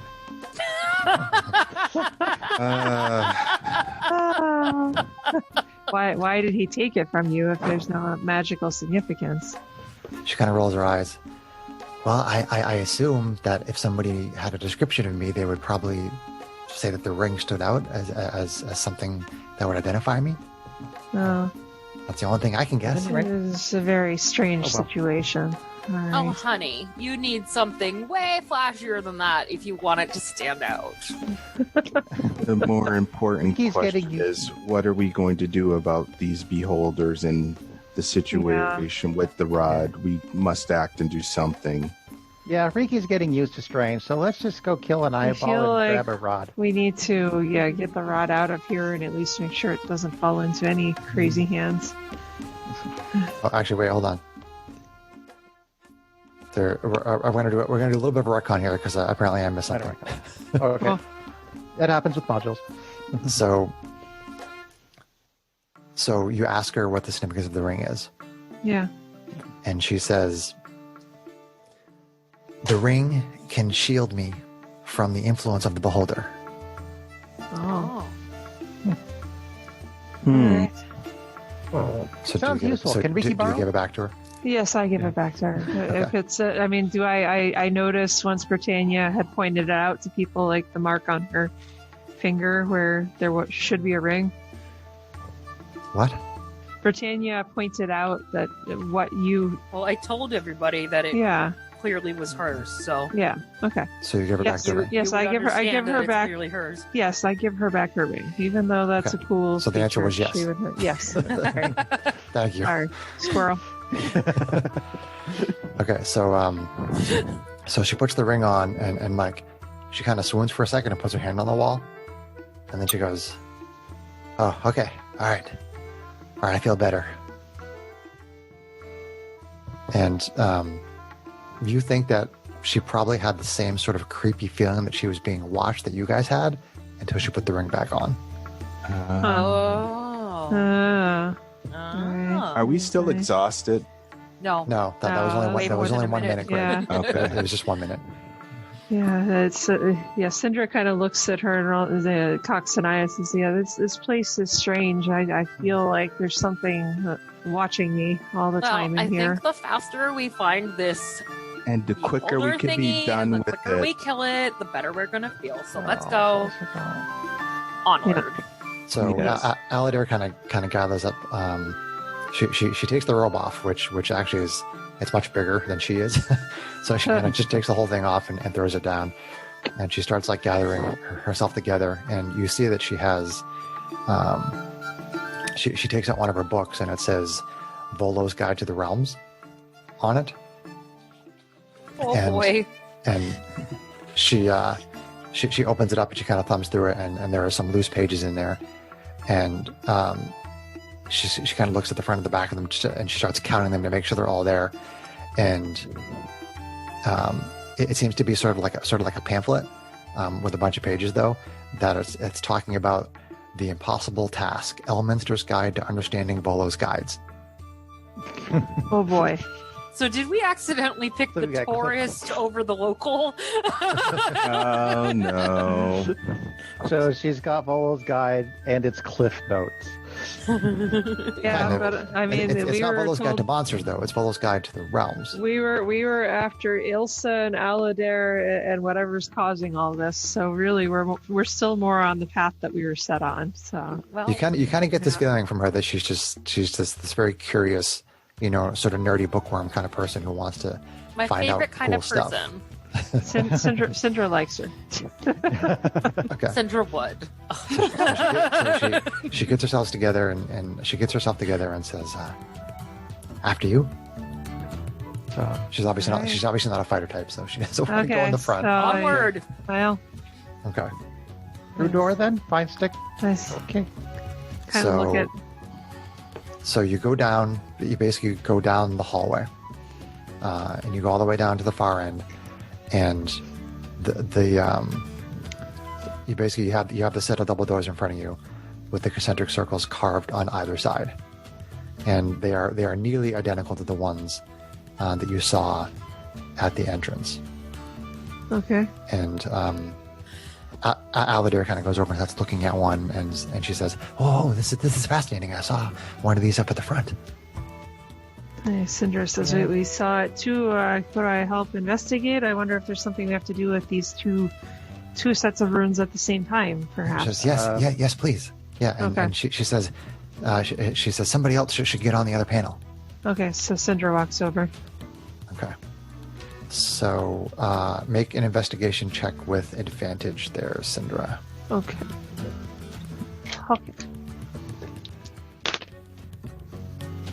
So we got my passive investigation at 15. Still not a bad passive investigation. Yeah, well, my advantage roll was poop. So between Aladir and Syndra, you do manage to activate those panels on both sides of the doors. And as the doors slide open, there are these stone panels on the walls that slide open at the same time. And you see these two floating creatures with a big eye in the middle and eye stalks on top come floating out and attack you. Oh boy. Uh-oh. So let's like roll a- initiative. Yikes. Can Riki borrow that ring? Methinks that would be a no. Okay, so Well, let's try to have an NPC now. I have to track her. all right. NPC Dropper! Tracker? We barely even know her. Boo. Whoa. Bless Sorry. you. Classy.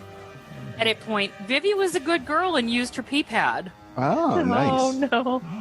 by the gate where we've been Oh, taking them to Pupper. go outside, which is great. But then I picked it up and put down a new one and walked into the kitchen to get myself a snack, which I left downstairs. God damn it. And I came back and she had ripped the new one to smithereens and was eating it. Oh, boy. Almost there. Hashtag puppy life. Almost there. I really hope they're not going to try and steal my carrots from on top of their cage. We'll see. Mm. Well, Initiative, grab your Riki. snack while we're building initiative here.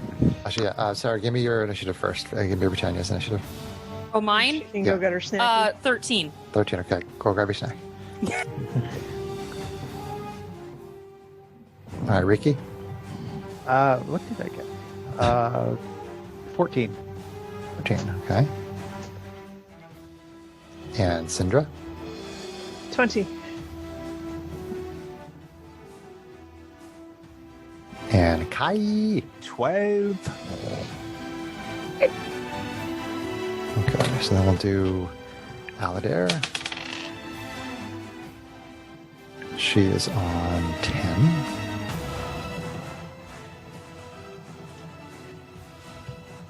And then my Beholder dudes.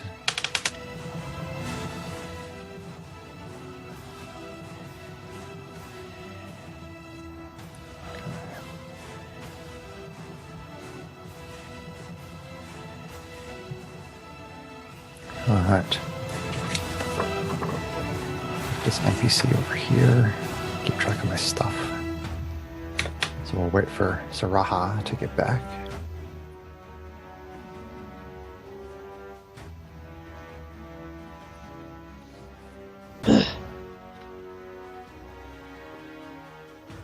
Okay, so our initiative for this fight is going to be Syndra, then Beholders, then Riki, then Britannia, then Kai, then Aladir. Oh, I'm at the bottom almost. So we will start at the top with Cinder, our human wizard. Oh boy. We'll just name them. We'll just name them Eyeball A and Eyeball B. Right. Just A. You tell me A or B. Okay.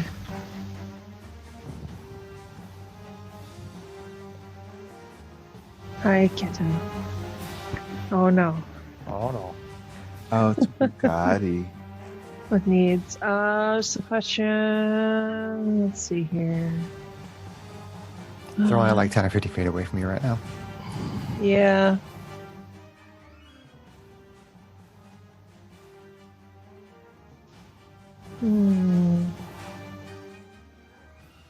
Did you tell us earlier not to stand directly in front of them Huh?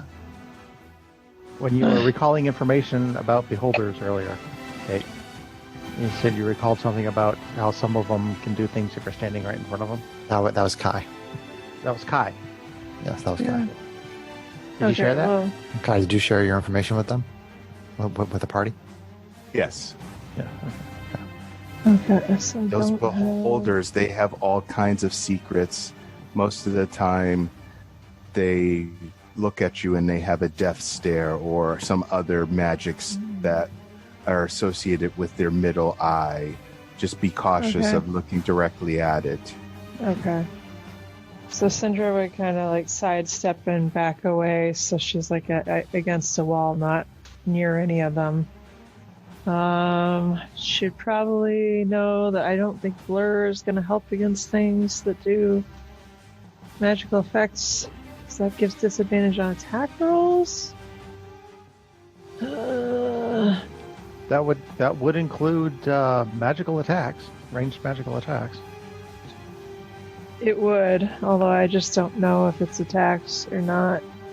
But yeah, she's gonna do let's see, the circlet of blasting. She'll send some fire at one of them. She'll concentrate it so all 3 rays go at one of the 2 of them. So yeah, she gets to do 3 ranged attacks. So I guess we'll say A. And then it's 2d6 if it hits. So 3 scorches, 3 rays of fire at Beholder A. Sure. Okay. Which is fine. Okay. Well, yuck! I don't think AC 6 hits. So it's one Fire ray miss. shoots past it. AC 13 on the second one. 13. That fire does connect. Okay, and I'll roll the third attack just before I roll the damage for each of the 2 of them. And that'll hit for AC 20. So Okay, the second and the third ray hit. So AC tracker says that 13 does hit. Okay. Alright, so then the first 2d6. Oh, only 4. Is there a modifier? Nope, just 4. 4 fire damage. Poopy. Alright, so then the second 2d6. Okay, better. 9.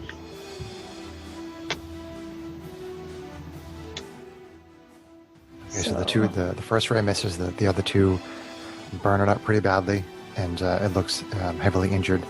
It is bloodied, so it's at less than half its maximum hit points. Okay, so she's gonna kind of, again, back away as much as she can, because she knows she's crunchy, and be like, take them down, hurry! Okay. Kind of crunchy. Now it is the beholders' turns, which they are gazers for anybody that wants to nerd out on that and look it up. After the fight. Yeah. I'm talking about the listeners, honey. So We don't talk to the listeners. Talk to your butt. Oh boy. Oh. Butt starts talking back then. That's not good for anybody. Chris's butt talks back all the time. All right, so 2 eye rays shoot out. We'll say 1 at Ricky and 1 at Kai. So the first one. Oh. Okay. You get hit by this sort of reddish colored ray, and I need you to make a wisdom saving throw. Who? Ricky. Okay. Of course he would make a wisdom, because wisdom is Riki's strong point. Yeah, because he rolls a 10. A 10. So you are frightened until the start of the gazer's next turn. That is nothing new. Then Kai, I need you to make a strength saving throw against what appears to just be like this wave of force coming out of one of the other eye stalks. Okay. Strength save. Fail. Natural 1. Natural 1. Okay. Well, what is it with the modifier? I mean, it's probably a fail anyway. So it's simply Yeah. you feel gripped in It would this, be 2. Oh. With the, so you get gripped by this magical force, and it essentially slides you 30 feet down the hallway. So just remember that you can move 30 feet back when it comes to your turn. Yeah, that's Okay. actually awesome that happened to you, because as a monk, you can just move a lot. Okay. And so then the other one shoots out 2 rays, one at Britannia and one at Syndra. Uh-oh. So first ray at Syndra.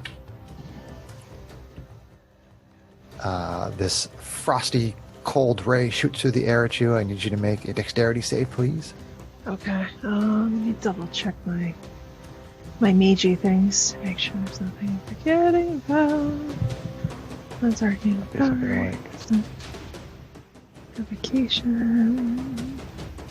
Spell sculptor. Skills. Forecaster. Okay. Can you hear me Nothing crunching? good.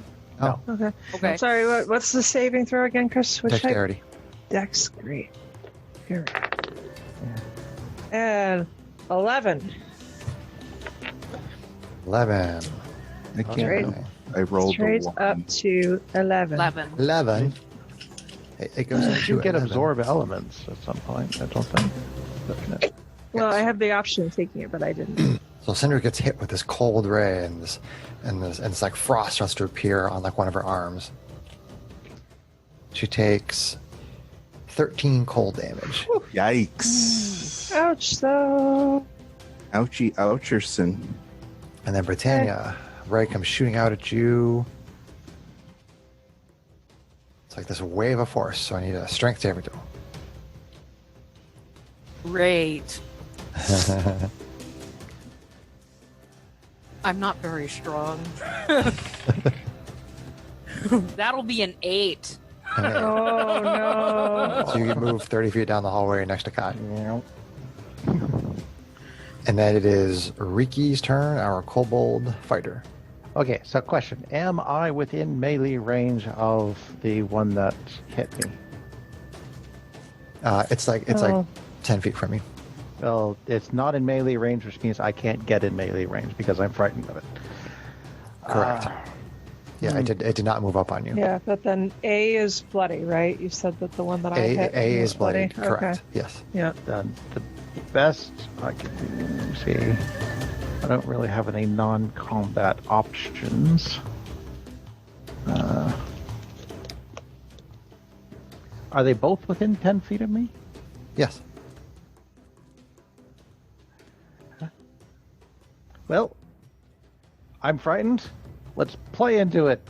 Grovel, cower, and beg. Kobold feature. Please don't be shooting rays at Riki. Riki has family. Riki has home. He wants to live. Oh, Jesus. You sound like So what does that Jar do? Jar Binks there. Once per a short rest, as an action, you can cower to distract foes until the end of your next turn. Allies gain advantage on attacks against enemies within 10 feet of me. Oh. That can see me. And it just says nice. attacks period. Attacks So period, yep. Spell attack. Yep. Anything. Yep. Sweet. Spell attack rolls. melee Nice. attack rolls, Sweet. range attack rolls. All right, I take that For the Jar Jar win. Binks attack back. Suddenly, Jar Jar's looking very good. So Riki, the kobold fighter, starts to grovel, and he seems to get the attention of the gazers to A little the point that one-eyed, perplexed. you feel like you can gain an advantage against them. So then it is Britannia, our human bard. Okay.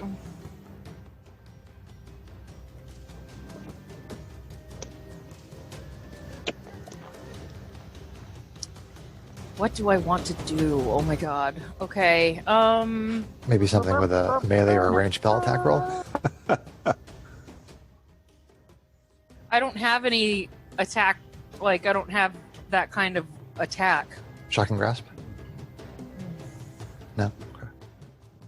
But you're a bard. I mean, bards use like crossbows and they use swords and stuff like that too. They're not just a That's true. spellcasting class. That's true. I Better could play get our in there. character, Fancy footwork. You could. Okay. I'll go on up there, but try to stay out of the line of sight of the eye. Okay. With my rapier and make an attack. Okay. I haven't done this kind of attack in a while. You do get advantage Oh, I get advantage, right? because Riki is groveling. because Ricky's groveling. Grovel, Ricky, grovel! That'll be AC 14. That will hit. I assume Or this is a bloody 7. one. Okay, 7. Yes, All right. on A. Okay. So you draw your rapier, and you move over there, seeing it distracted by Riki, and you stab it right in that central eye, and it falls to the ground dead. Woo! I killed something. Nice. And as a bonus action, I am going to sing a little ditty About Jack and Diane. of Jack and Diane. And give you all bardic inspiration. It's one person. Are you giving us the temporary Oh. hit points? Okay, I have Have to you- do it one at a time, right? Bardic Inspiration die, yeah. Okay, then scratch that, and I'm going to do Mantle of Inspiration, which uses 1 Bardic Inspiration point to grant 5 temporary hit points for up to 3 creatures I can see, and that are within 60 feet of me, which I believe is all of you. Yep. Each creature can immediately use its reaction to move up to its speed without provoking opportunity attacks, Ooh, sweet. and you get 5 temporary hit points. Nice. Okay. So Greg, you can just move right back up to where you were. Okay. I'll reset Yeah. my temporary hit points at 5. And if you didn't have 5 or more hit points, you now have 5. 5 temporary. Okay, Excellent. sweet. That is helpful. Thank you, Britannia. 'cause Syndra You're is not welcome! quite bloody, but she is hurting. Awesome, good job, Bard. And then we are to Kai, our half-elf monk. All right, so am I close to them now, or am I Yeah, still? yeah. You can just Just move, tap. move 10 feet and just start Okay. punching. All right, 10 feet and punch. Yeah, and you have advantage on all your melee attack rolls. Pop, pop. Okay, Yeah, I so was gonna Fairy first Fire, but John took one that from is going to be 22 to hit 22 will hit the Gazer B. for Yeah, 8. you're- 8. Nice. And I'm going to spend a key point. Kai point. I'm So gonna you're spend a key point. You're going to flurry of blows? Yes. Eh, So you're using that bonus action for 2 attacks instead of 1. But you're spending a key point. Is it Kai like Cobra Kai? And it's a critical. Nice. So I roll 2 dice extra for that one. No, it's just 1 extra die. Whatever the regular damage die is, you just roll another one. Okay, so it's going to be 8 for that one. 8. Okay, so you bloody it with that one. Okay, and my last attack is going to be for AC 22, 22 will hit. and You're it's rolling with for advantage, yes, it's for 5. It's for 5. Okay. So you run in there, and you punch it in the eye, and then you jump up and you elbow it on the top of the head, and then you grab the entire thing and you slam your knee right into the central eye, and it just falls down dead. German. Nice. I feel like they may not have been our final destination. Probably not. Yeah. Syndra's. Just distractors. Do I notice if they have an eye like the ones that I The one that you just punched and kneed? yes. No, do they have like a central eye like Yes. you Those are the things I was describing it that you were Okay. punching and kneeing. And okay, so they don't have any powers like the other ones. you didn't notice anything coming from the central eye in particular, no. Okay. It was shooting rays out of the stalks on his head. The central eye, you're not sure that it was doing anything. Okay. Syndra kind of turns and looks at Aladdin and says, do you think there's anywhere in here that would be safe to rest for even just a short little while before we move forward? Ricky could use a break. She says, "Well, there was the place with the bridge." Let's Maybe if we go back to there, that would be wise, just to recuperate a little bit, because I feel like we may, if this other beholder is as bad as they say, we may want more resources before we Ricky endeavor thinks we on probably that. just cleared this room, so we could go check out the room and take a break while we're there. Well, no. So If you're actually, hurting hold too on. bad, my friend, I could offer you some healing. She's I'm down okay. 20 hit points right now. Where was I? Hold on. I So- still have 2 second level spell slots, so I It's up to you. I mean, if we Well, rush, she'll be able to recover a spell slot. Wizards can recover a little bit of their casting ability. And if we can get a short rest, then we can roll hit dice, and we don't have to spend the spell slot. There's a small set of stairs that go down from the doors into a larger chamber. Okay. Probably don't want to go down there. Yeah, I'd probably hold for. So will you guys tell me what you're doing? I would probably say if it looks like it's safe for us to rest in here for a little bit, that we should just rest where we are. Yeah, but we doors. don't know what's in the rest of the chamber. Yeah, we should probably. Well, the angle, you can't quite see what's down there, but it's a short staircase that opens into a larger chamber. I would go with Aladair's suggestion that we go back to the room with the stream. Because it was wasn't reasonable. that far back. Close the doors, though. You can activate the sure. You can activate the panels again to close the door. Yeah, You let's guys have close the figured that stuff door. out, Yeah, so. let's close the door and go back and take a short rest. Okay. If we're allowed to. If we're Get it. Oh, it's up to her to decide if we Yeah, get don't know. loaded. so you sit down by the stream and you relax, hoping that nobody else comes through. And He takes a drink. the hour passes without incident. Okay. Alright, so how many? We're level 4, so I have up to 4 hit dice, which are D6. So Greg, check your key points. I think you're getting back after a short rest. Yes. And I get my grovel back. Other than that, I'm okay. Okay. So, let's see here. All right, that's good. And I can roll 1 dice, 1 hit dice to get full again. 8. Which, That I plus, was- plus your con mod. okay, so that works. Well, Excuse me?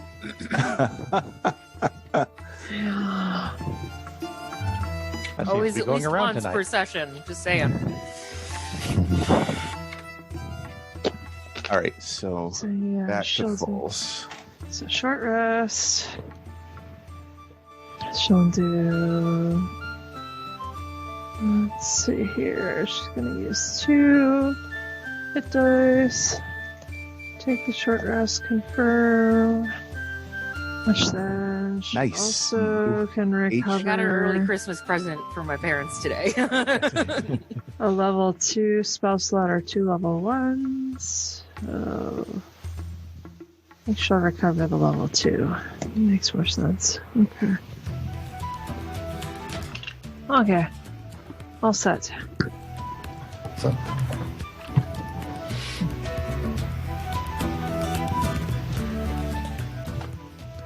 What'd you get from your parents today, sir? I'm sorry, I'm very zoned out.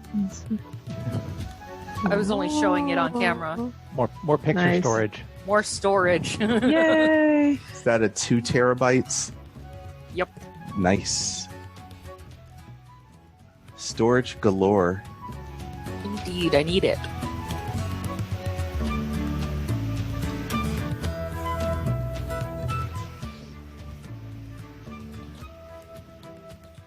okay, so is everybody done with your short rest? All dead. All done. All dead. All dead. TPK. Oh crap! Have to try this again. All right, so back to the doors then, and reopen the doors, and I guess we're heading down the staircase. Yes. Yes. Now we're feeling rested and relaxed. And rejuvenated. As you make your way down a set of stairs from the marble doors, a wave of confusion washes over you, forcing you to steel yourself as you push forward. Although you see that it seems that Aladair is not affected. Because of her ring. A short passage opens into a 40-foot square chamber. The walls, floors, and ceilings are all made of a mix of marble, steel, and bronze. Runes inlaid with a green-tinged silvery glow dress the floors and walls. A crystal rod, dressed with the same runes, protrudes from an indentation in the center of the floor. You see the spherical body of a reddish-colored beholder, which also has tentacles sort of on the bottom half of it, floating near the center of the chamber. Its one large eye focused on you. Its mouth full of sharp teeth slowly opens as it says, "Ah, the heroes have arrived to stop me at last. How pathetic. I'll give you one chance to surrender before I decide to either kill you or enslave you. Which would you prefer?"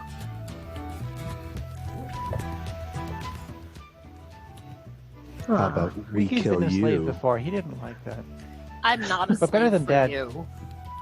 I think you will be the first. To, Cinder kind of. Go ahead, Greg. I said, I think you'll be the first to die.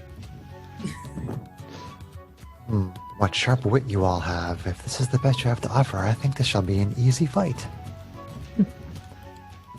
So with that, roll initiative. Oh boy. Hey, Here we go. Here we go. Here we go. Here we go. ugh, Oh man. Ricky's still that's pondering not his options. great. He got a 6.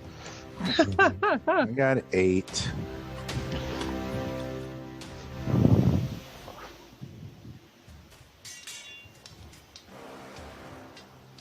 I'll say this about the dice, Sarah. It runs hot and cold. Yeah. Syndra initiative. 9. Doesn't seem to roll the things in the middle very well. And Britannia. 9. You guys got to roll off. Okay. Oy vey. 5. 11. It Okay. always wins. Dan. Story of my life. 8 always wins. Oh. Aladir. Aladir, okay. Aladir. And then Beholder.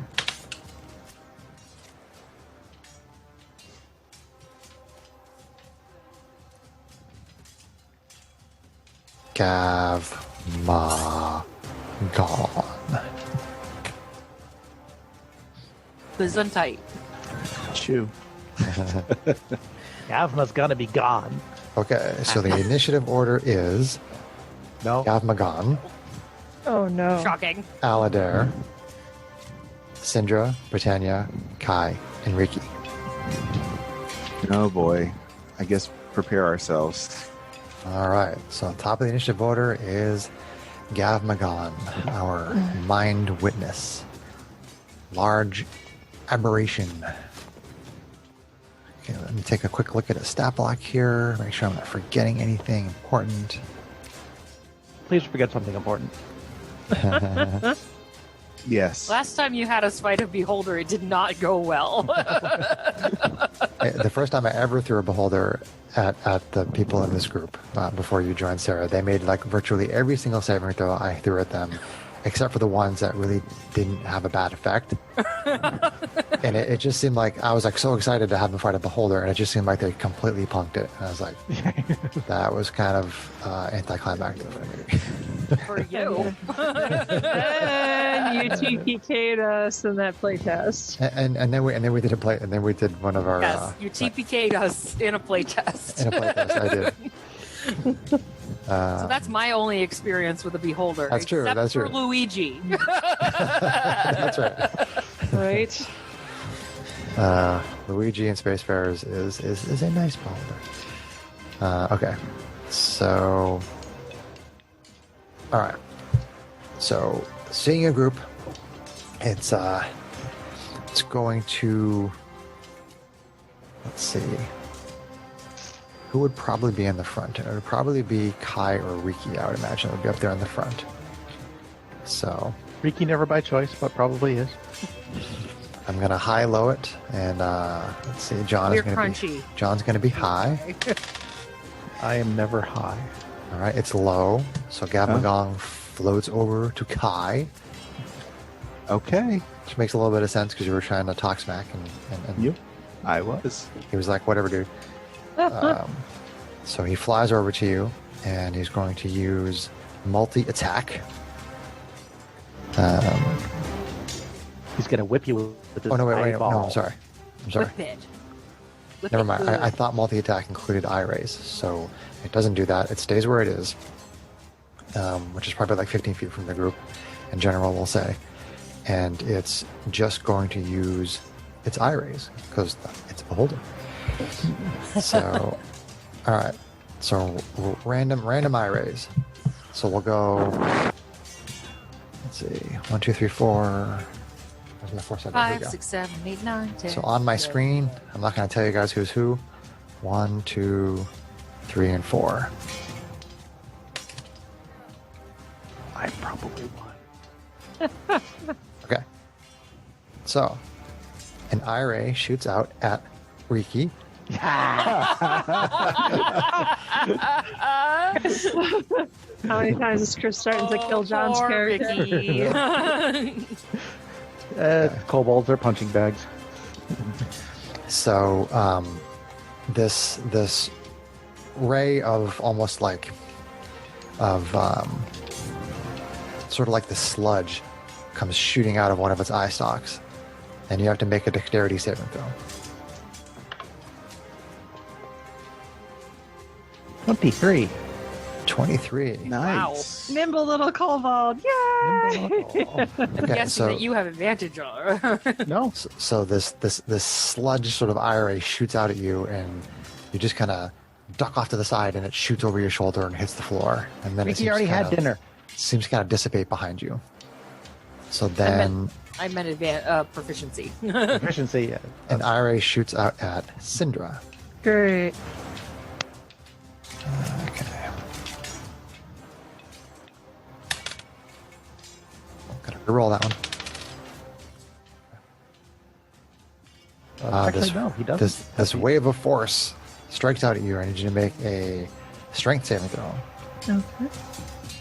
Syndra is not terribly strong, so let's see how this goes. All right, 15 or no, 13. Wrong way. 13. Yep. Okay, so you kind of lean into the air against this like invisible force as it pushes against you, and you feel it kind of wash over you, and then you feel fine. Okay. Then an eye ray shoots out at Kai. Okay. Gotta reroll that. Roll that. Okay.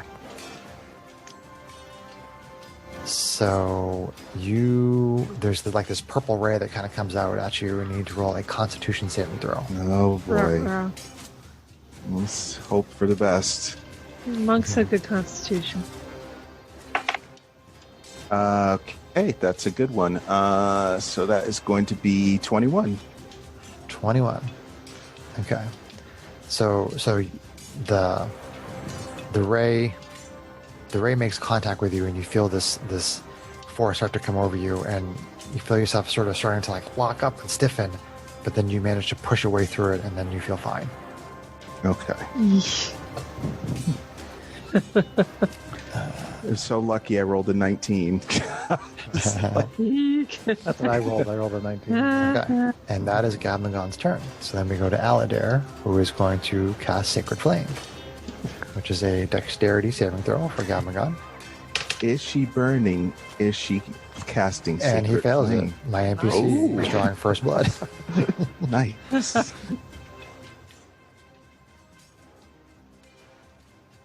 Wow. Maximum damage, 8 psychic. Nice. Hi-ya! Pew, pew, pew, pew. She calls down this sacred light onto Gabmagon, and it burns him a little bit. And then we move on to Syndra, our human mage. Human wizard. Okay. So let's see here. She is going to. Yeah, what the heck. If she can kind of sidestep around the rest of the party so that she has a straight line of fire to him, she is going to cast Agonizer's Scorcher. Okay. So it's a line of roaring flame 30 feet long and 5 feet wide, emanates from you in a direction you choose. Each creature in a line must make a dexterity saving throw. If creature takes 3d8 fire damage on a failed save or half as much on a successful. Although, should I just be using burn? No, that's, 3d8 is better. So, yeah. So she does that. So, Gabmagon got a 6 on a save. he failed. So she's gonna roll her 3d8. Of course, I put the d8s away. So I'm silly. Alright, so 6 is going to be 15 fire damage. Beam fire. Mr. Beholder. Okay, it gets this line of fire goes shooting across the floor, and it's tall enough that it reaches up and it burns the bottom where his tentacles are. Burns his butt. Cries out in pain. But Yeah. Then we are to Britannia, our human bard. okay, Britannia is going to cast Fairy Fire. Nice. So each object in a 20-foot cube within range is outlined in a, we'll call it green light. In that area, when the spell is cast, it's also everything within 20 feet. It's a save, though, right? Right. It's a dexterity saving throw. Dexterity save. 17. Fuck. Bollocks, jeez. Yeah, Well, that didn't do what I wanted it to do. So magical energy comes out and it kind of like spins around in a circle, and the energy kind of washes over it. Still worth it, though. It's so great if it succeeds. yeah, well, Utility characters. Did you want to do anything else? we haven't been hurt, so No one's taking damage yet. No. no one's taken damage yet. So I think I'm gonna hold on to my other things. Okay, you don't want to give away any bardic inspiration dice. I mean, I could. I'll send some bardic inspiration Ricky's way. Okay, what is it? A D6 or D4? It's a 1d6. 1D6. I can add that to an attack It can be roll or used save. within 10 minutes. And what is So it? just What can it be used? hold on for one more day. Ricky, hold on. I'll use the rainbow dice for that. What can it be, what can that be used for, Sarah? You don't have to roll it right away, John. So that can be used to be added to any ability check, attack roll, or saving throw. It can be added after seeing your roll, but you need to do it before you know the outcome. Okay. All right. It's 1d6. And then we're on to Kai, the half-elf monk. Okay, so I guess I'm going to run up to him Okay. and we'll try our Punch him in his attack. eye. Yeah, we'll try our attack. See how that goes. Pop, pop. I don't think there's no advantage or all that No, kind of stuff. No, nothing going on right now. And I got a 1 on that, so Okay, it floats up out of the way, and you swing under it. all right. And then it So floats back down my in front of you. offhand attack or bonus action, I should say, Is this just a regular extra attack, or is it a key point and flurry of blows? just a extra attacks? regular. Okay, just regular. Got it. So you spin around with your left. After this one with the right. And that is going to be 5. 5. And again, this time it moves back away from you and then back in again. Oh my Goes good up, lord! down, and then back in. Terrible. He laughs at you. Is that the best you've got? Then we go to Riki, our kobold fighter. All right. Riki thinks you think too highly of yourself. Riki's gonna move forward. He's going to take a position opposite Kai, not to flank, but so that he can only look at one or the two of us at a time. Sure. With his big eye.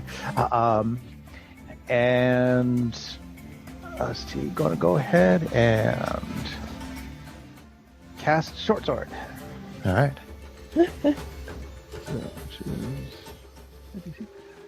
It's AC 19. I'm sorry. Say that again. You swung and hit AC 19. 19, 19. That is it. That is for 10 from a magical short sword. 10 from magical short sword. And I don't have multi-attack. Let's do it. No, I do just have action search. And unfortunately, since I'm the last in the initiative order and he's going next, using trip attack would be useless. So I'm going to go ahead and action surge and swing again.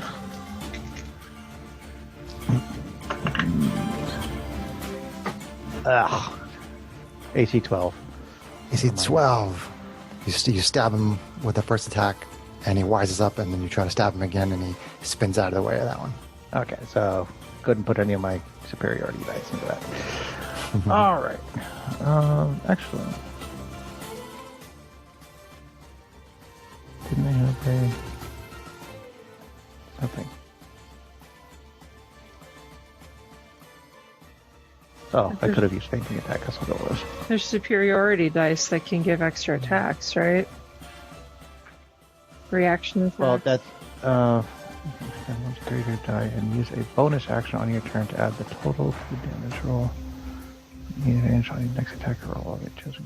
Okay, no. Nope, that's it. That's as much as I got for now. Okay. So we go back to the top of the initiative order with Gavmagon. So 1, 2, 3, 4. 5, 6, 7, 8, 9, 10. Okay. Ray shoots out at Riki. Ricky Tikki Tabi.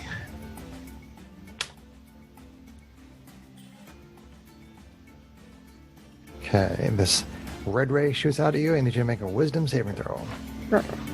Stop that! 13. 13. Okay, you start to feel very afraid, but then you bolster yourself and you muster your courage and you feel okay. Really? I passed. DC tracker! And then a ray shoots out at Syndra. Ugh, again? All the love This for like us. sludgy sort of ray comes shooting out at you. I need you to make a dexterity saving throw. Fun. Okay, it'll be a 19. 19. It totally misses you. And then a ray shoots out at Kai. Gotta reroll that. Okay. This is this purple ray, Greg, hits you. I need you to make a Constitution save. Shoot me with that purple shit. Again. Critical. Nice. So that's going to be a 22. Higher than a 13. You start to lock up again, but you push through. What was it I was saying about beholder sucking whenever they make a save? Okay. So that was him. So then it is Aladare. She'll do the same with Sacred Flame. And he fails again. She's just Chris. burning with her eternal Takes flame. 4 psychic damage. Oh, sorry. Not psychic. Divine. Holy. What the hell is... Why can't I think of the name of it? Fire. Radiant. Force. Radiant. Light. What the heck is going on? Light Radiant energy. damage. Takes 4 Okay. radiant damage. Pregnancy brain from Kate. And then it is Syndra, our human wizard.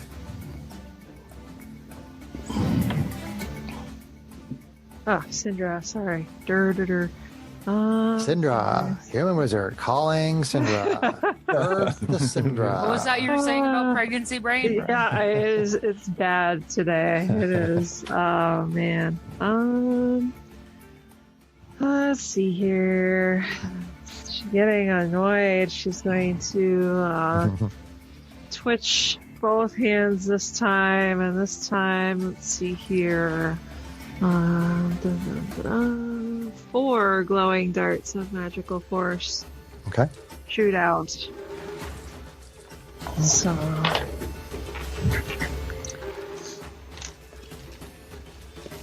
Magic yeah, level. magic missile. Magic miso. Not terrible.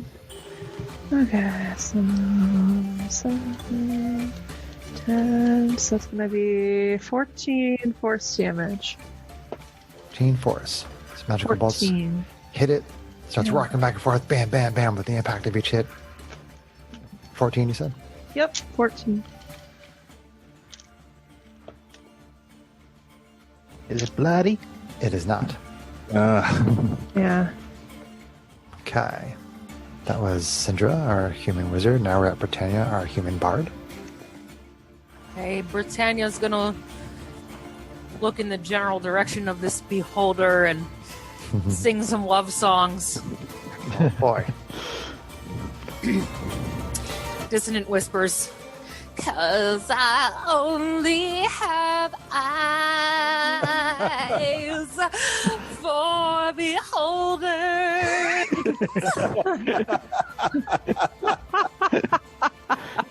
He made the DM face palm. I love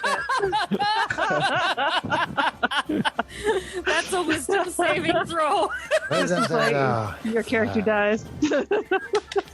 I don't know. I think that should be an automatic. Saving throw was a 20. Damn it. Oh. All right, well, it still takes half damage. So Yep, that's something. 4, 8, Oh, Kit Kat. 9, 10, Oh, Reese's. 11. So it'll be 5 force Reese. damage. That's the half. Yep, Okay. 5 is the half. It was 11, so it's 5. And it doesn't have to move away. Okay. Damn it. Damn it. That was a good one, too. He says to you, not bad, but not good. Oh. So that was Britannia, and that is Kai, our half-elf monk. Okay, so Ricky Tiki Tabi is next to me, but not in an advantage kind of mood. Yeah, because we're doing Theater of the Mind, I don't want to, have us try to figure out who's flanking and not. Like, it's just easier just to not do it. Okay, so I guess I will try my first attack and see how that goes. But I happen to know that John's fighter has like 3 different ways to give advantage to people, so Yeah, if they can get them off. yeah. Okay, so first is 12 to hit. Bad choice of words, John. Or is it a good choice? 12. So you take a swing at it, punching at its lower half, and just kind of moves a bunch of tentacles out of the way, and you miss it. Okay, so I'm going to use the bonus action, but I'm going to use a key point for that. So flurry of blows, so you get 2 more attacks Okay. with your bonus action instead of 1. Okay, so first one. That is Maybe going it's to flurry be of blowjobs 20 to as well. hit. 20 to hit. So you miss with the first one, and then you spin around and you back fist it right in the eye, right in the big eye. And that is going to be for 6. 6, and you bloody it with that. You give it a black eye. You give it a black eye, Greg. All right. Which one? All of them. The big one in the middle. And so that one is going to be for 16 to hit this time. And then you drop an elbow on top of its head. And that one is going to be for 6. 6, okay. And I have one more. That was 3, wasn't it? Nope, that was a regular attack, then bonus with flurry of blows. You So I missed did one and 2. then You hit missed, hit. and then you hit, and then you Oh, hit. that's right. Okay. It's all Got it. awesome, though, Greg. That was a good round. Okay. And then it is Ricky, our kobold fighter. Finish him. I'm gonna start with a distracting strike, Okay. which uses up my bonus action and will give me what is it, D6, D8. Oh, which gives me 7 additional damage on my next attack, which has advantage. 7. So, swing it away. Hits AC 22. 22 hits. Whoa. Yep. For 3 plus 7 is 10 plus another 5 for 15 damage. Nice. Oh, jeez. I managed to fate it a little bit and throw him off balance and drive the That point was a home. good hit, yeah. So that's action. That is bonus action. So that's turn. That is turn for Riki. Okay. So now it is Gabmagon.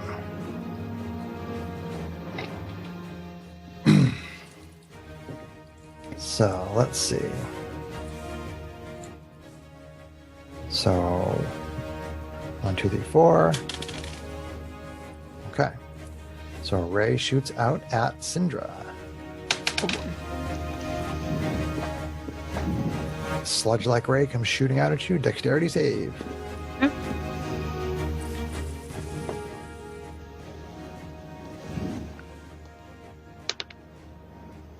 Oh, not that time. 10.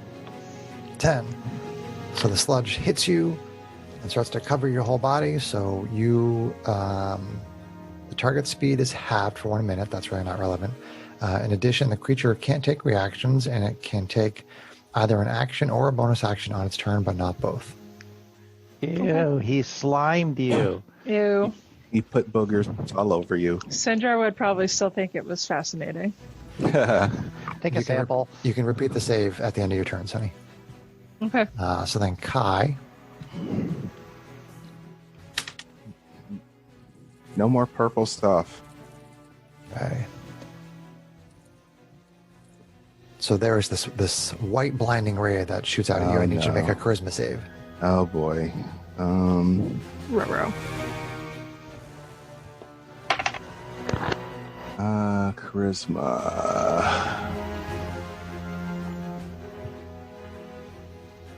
Okay, so that's going to be 12. 12. Okay, so you you are sort of blinded and disoriented somewhat by this ray. So you have disadvantage on attack rolls for 1 minute. Okay. And you can repeat the save at the end of your turn. So is that considered blinded? No. Okay. No, it's of a sort. I'm just flavoring it that way, but it's not. Okay.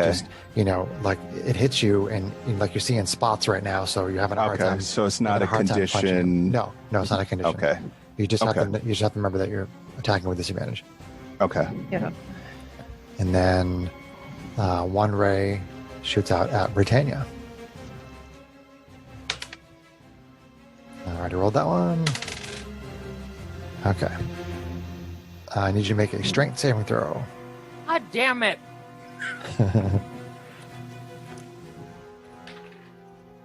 4. Oh. Oh no. Okay, so you are moved 30 feet. It kind of pushes you back and then up the stairs a little ways. So you can't, so you're far enough away that you can't quite see the fight that's going on. And you are restrained by this telekinetic grip until the start of the Mind Witness's next turn. So you are restrained. Pushed back and restrained. And then... They pushed you up the stairs. Yeah. And then Gabmagon says, well, you're proving to be more of a bother than I thought. So then this panel drops down, and you see one of those other... one of the gazers come flying out of the wall. Oh, hell no. It comes in and it joins the battle. Oh boy. This isn't even my final form.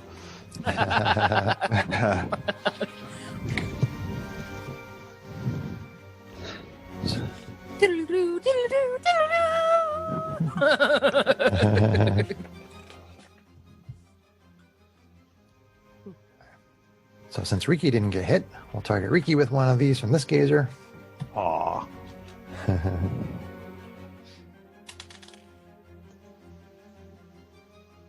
Need you to make a strength saving throw against this wave of force. 4. 4. Oh. So it pushes you. So the gazer comes out in defense of its master, and it pushes you up the stairs, and you're right up there near where Britannia is. But you, however, are not restrained. Okay. So I can Fucking run right back to there. Can I grab her and drag her? And then, let's see. It's going to shoot out a ray at the one who's up there punching and kicking and kneeing and elbowing and headbutting. And Okay. need you to make a dexterity saving throw as this frosty ray shoots out at you from the gazer. Okay.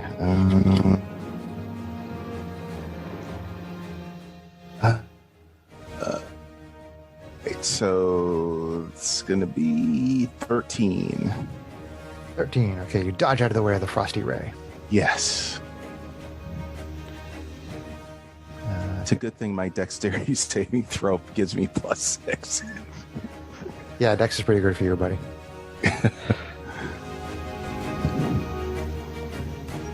Okay, and then it is on to Aladair, who will continue doing what she's been doing, which seems to be working pretty well. Oh, but not this time, though. Ooh. Dodges out of the way of the divine energy. Saw it coming. Then it is Syndra, our human wizard. Okay. So let's see. She's gonna see the little minion. Yeah. What does she want to do? She's gonna try to scorch the little minion. So line of fire shoots out. Or actually, can she get both of them in a line? Is it possible for her to move to do that? Not in the current configuration, no. Okay. Alright, well, she's gonna try to scorch the little minion then. So dexterity save. Dexterity save. 23. Damn. Jeez. Okay. Well, it's gonna be half a 3d8, so still. Yeah, that's Well, something. 1.5 d8. It's better than nothing. Yep.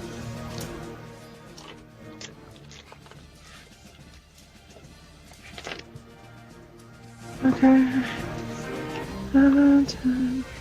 So 15, but really 7 fire damage on the little minion beholder. 7. Takes it. 7. Okay. And then she's gonna try to break free of the sludge. Yep. Go ahead. Chris, I just sent you a message. She rolled a 18 on her save. Okay, so you are no longer slowed Sludged. and Yep. right. Okay. No longer sludged.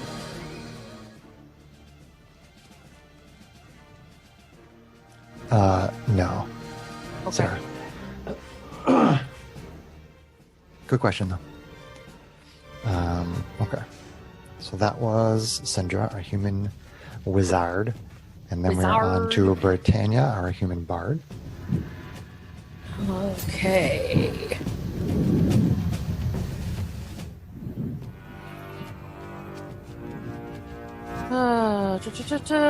I think I need to be able to see anything.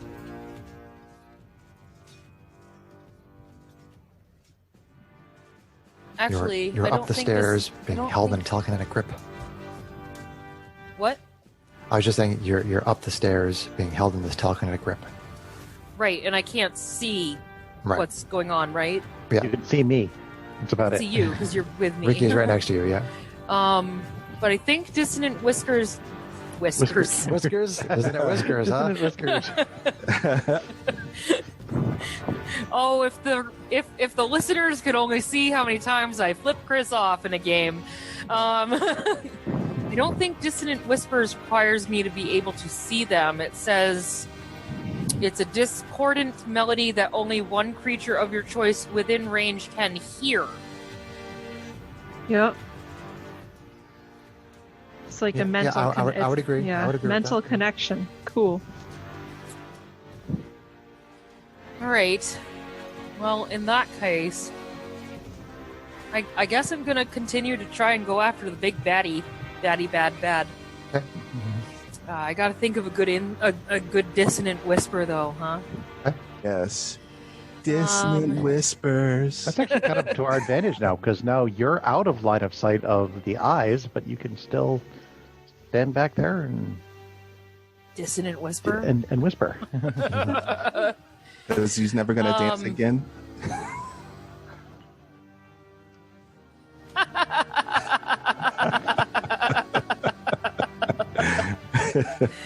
Someday somebody's gonna make you want to turn around and say goodbye. Till then, baby, Arkai is gonna kick you in the eye. Oh, That's awesome. Wilson Phillips, like I've never heard them before. Well done. Wisdom saving throw. Wisdom save. 22. Fucking A. Oh, So it's 12, so it'll be half, which is 6. 6. Something. Damn All it. right. Getting some good jokes in, too, man. We move on to Kai, our half-elf monk. Okay, so running up and pound. So I'll do one attack and then I'll do what I did the last time, a bonus in the key point. So disadvantage. All right, that's right. I did have 2 dice. All right, so that's going to be 17 to hit. 17 is the lower. Yep. Okay, that is a hit. And that's for 8. 8. 8 is great. And spend a key point. And do 2 more. Flurry of blows. So it's going to be 20 to hit. Wow, disadvantage. What the heck, man? I rolled a 19 and a 14. Nice. Nice. Kick Which ass. And so that's going to be for 10. 10. Monks, man.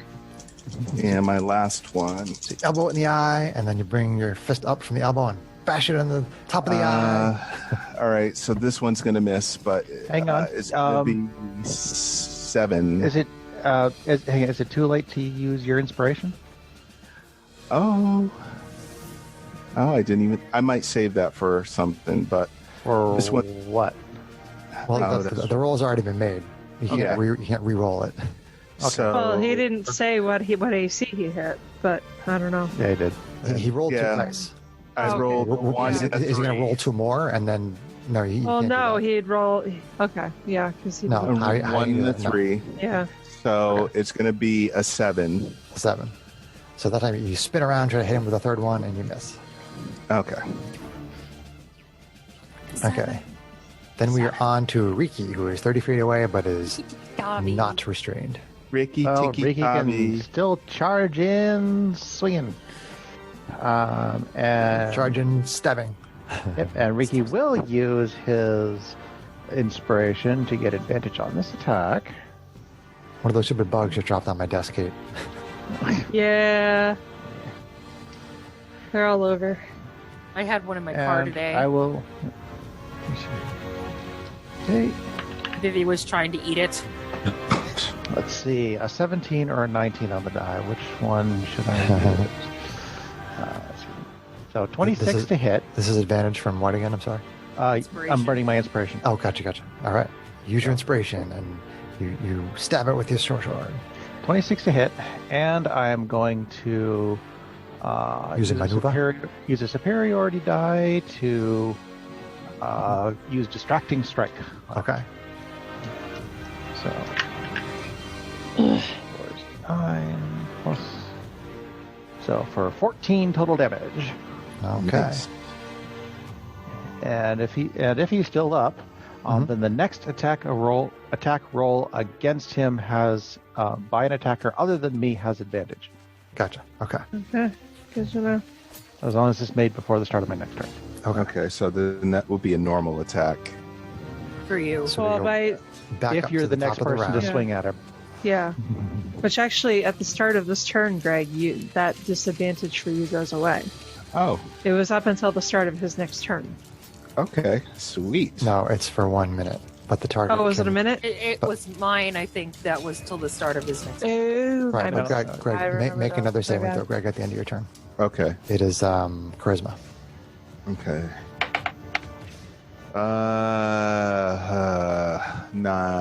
Nah, a 5. Not making it. So you are still Okay. affected by the aversion ray. Okay, but you did still manage to hit it twice. Yes. So, it says, I'm going to focus on this one. You focus on the other one. It's talking to the other, to the other beholder. Oh, So boy. it shoots out 3 rays at you, Greg. Oh no. Oh no. So here we go.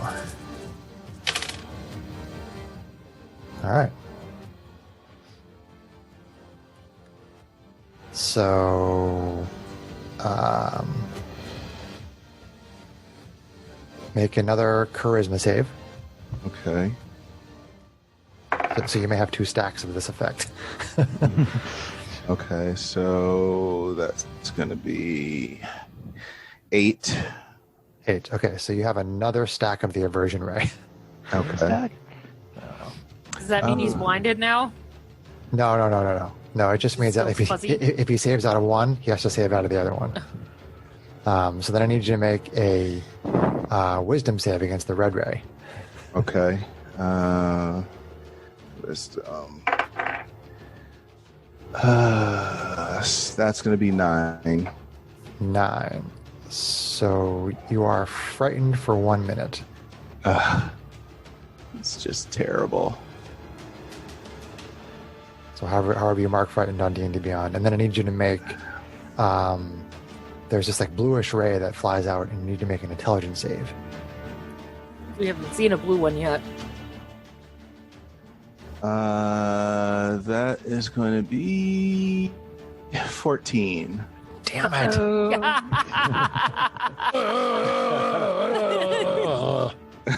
Dang it. He saves against the ones that aren't that bad. I'm sorry, he doesn't save against one that aren't that bad, but he saves against one that's really bad. Well, that's good. At least there's that. Yay me. So then 2 rays from the gazer shoot out at Riki. And Riki, I need you to make a I need you to make a wisdom save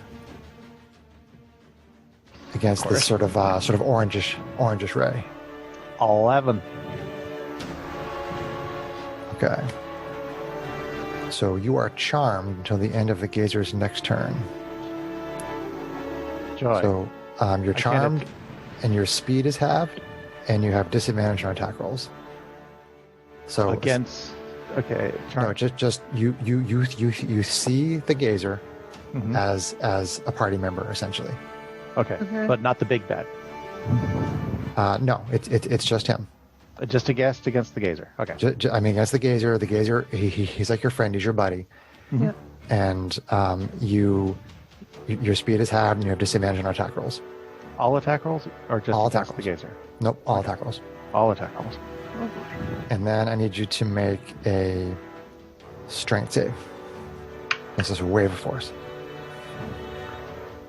9. Oh, wait. Sorry. 11. 11. 11 again. So you get pushed 30 feet up the stairs. And push 30 feet up the stairs. Hi, Britannia.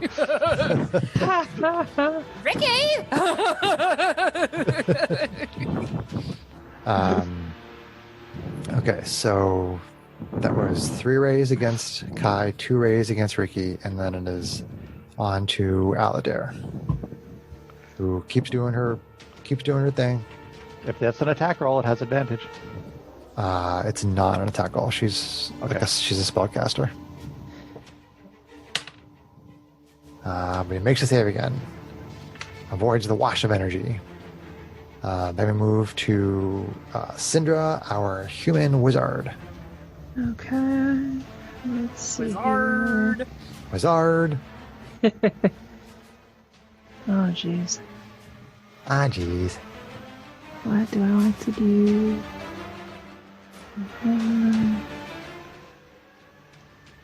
Finish spell against target. So the Gavinon looks really bloody at this point. Gavin gone. He's been bloody for a while. Okay. He summoned another minion to help him out. Okay. All right. So, sensing Ricky's help, she's gonna kind of turn back on him and say, "Stop ganging up on my friends!" And she's going to kind of pull back her hand and throw a mode of fire. She's gonna do Firebolt. So cantrip. Who's this at? With advantage at Gavnigon. Okay. So there we go. She is going to critical. Nice. Wow. There we go. All right. Excellent. So You take close aim. Yeah. It seems to be distracted because of Riki. Yeah. That was distracting strike, right? John? That was distracting strike. Yeah. Yeah, that is going to be 11. So yeah, okay. Yeah, still okay.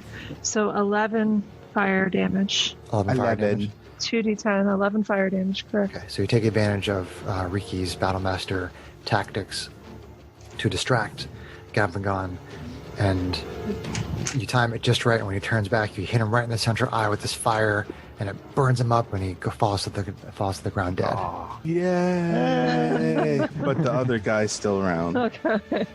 A loud bellow of rage and anger creates a disturbing, cacophonous sound throughout the chamber. As Gavnagon falls, his eyes shoot into the chamber ceiling, shattering the intricate weave of stone above the room's center. The entire area shakes, while the ceiling and the walls begin to crack. Whether Gavnagon's attack or from his destruction, this place is certain to collapse upon itself. Part of the ceiling comes down and collapses and crushes that gazer. And then the rest of the roof continues to fall down and crash around you, and everything seems to be crumbling in. So what do you do? grab stick, we run. Are we able to I get within 30 feet of the rod and mage hand it to myself. Okay. And run. And then you're right. Okay. All right. So, with the entire area crumbling around you, you make it out, and as you reach the surface and exit the stone trapdoor that you first entered, the crystal rod shatters into fine dust. Oh. You return to Phandalin with Aladir to a hero's welcome. Aladir's tales of the party's deeds spread about the region for weeks. And that brings us to the end of the adventure series In Volo's Wake. Yay! Nice. Local heroes. Yay! Nice. Now Riki can return back to his home in exile without worrying about all these weird things happening. Yeah. Another beholder fight, largely neutered by good saves. That seems to be our way with beholder fights. They're either they run really hot or really cold. Yeah, Well, it I seems have to be to one or make the a other. bunch of saves there, though, so getting hit 3 times. What would that blue thing have done to him? Yeah. The blue one was the Psychic Yeah. Ray, which would have done 68 damage. Oh, I Wow. probably been dead. That probably Well, would have knocked him out. So let's say goodnight to the listeners. All Good right. night, everyone. Good night, Thank you. listeners. Love you. Thank you very much. See you back in our main adventures.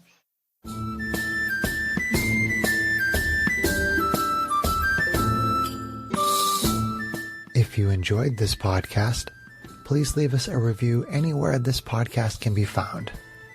Our social media links, plus additional content, can be found on our website at knightsofroleplay.com. Please tell your friends about Knights of Roleplay and Adventuring Podcast, and spread the word through social media. Your help and support are greatly appreciated.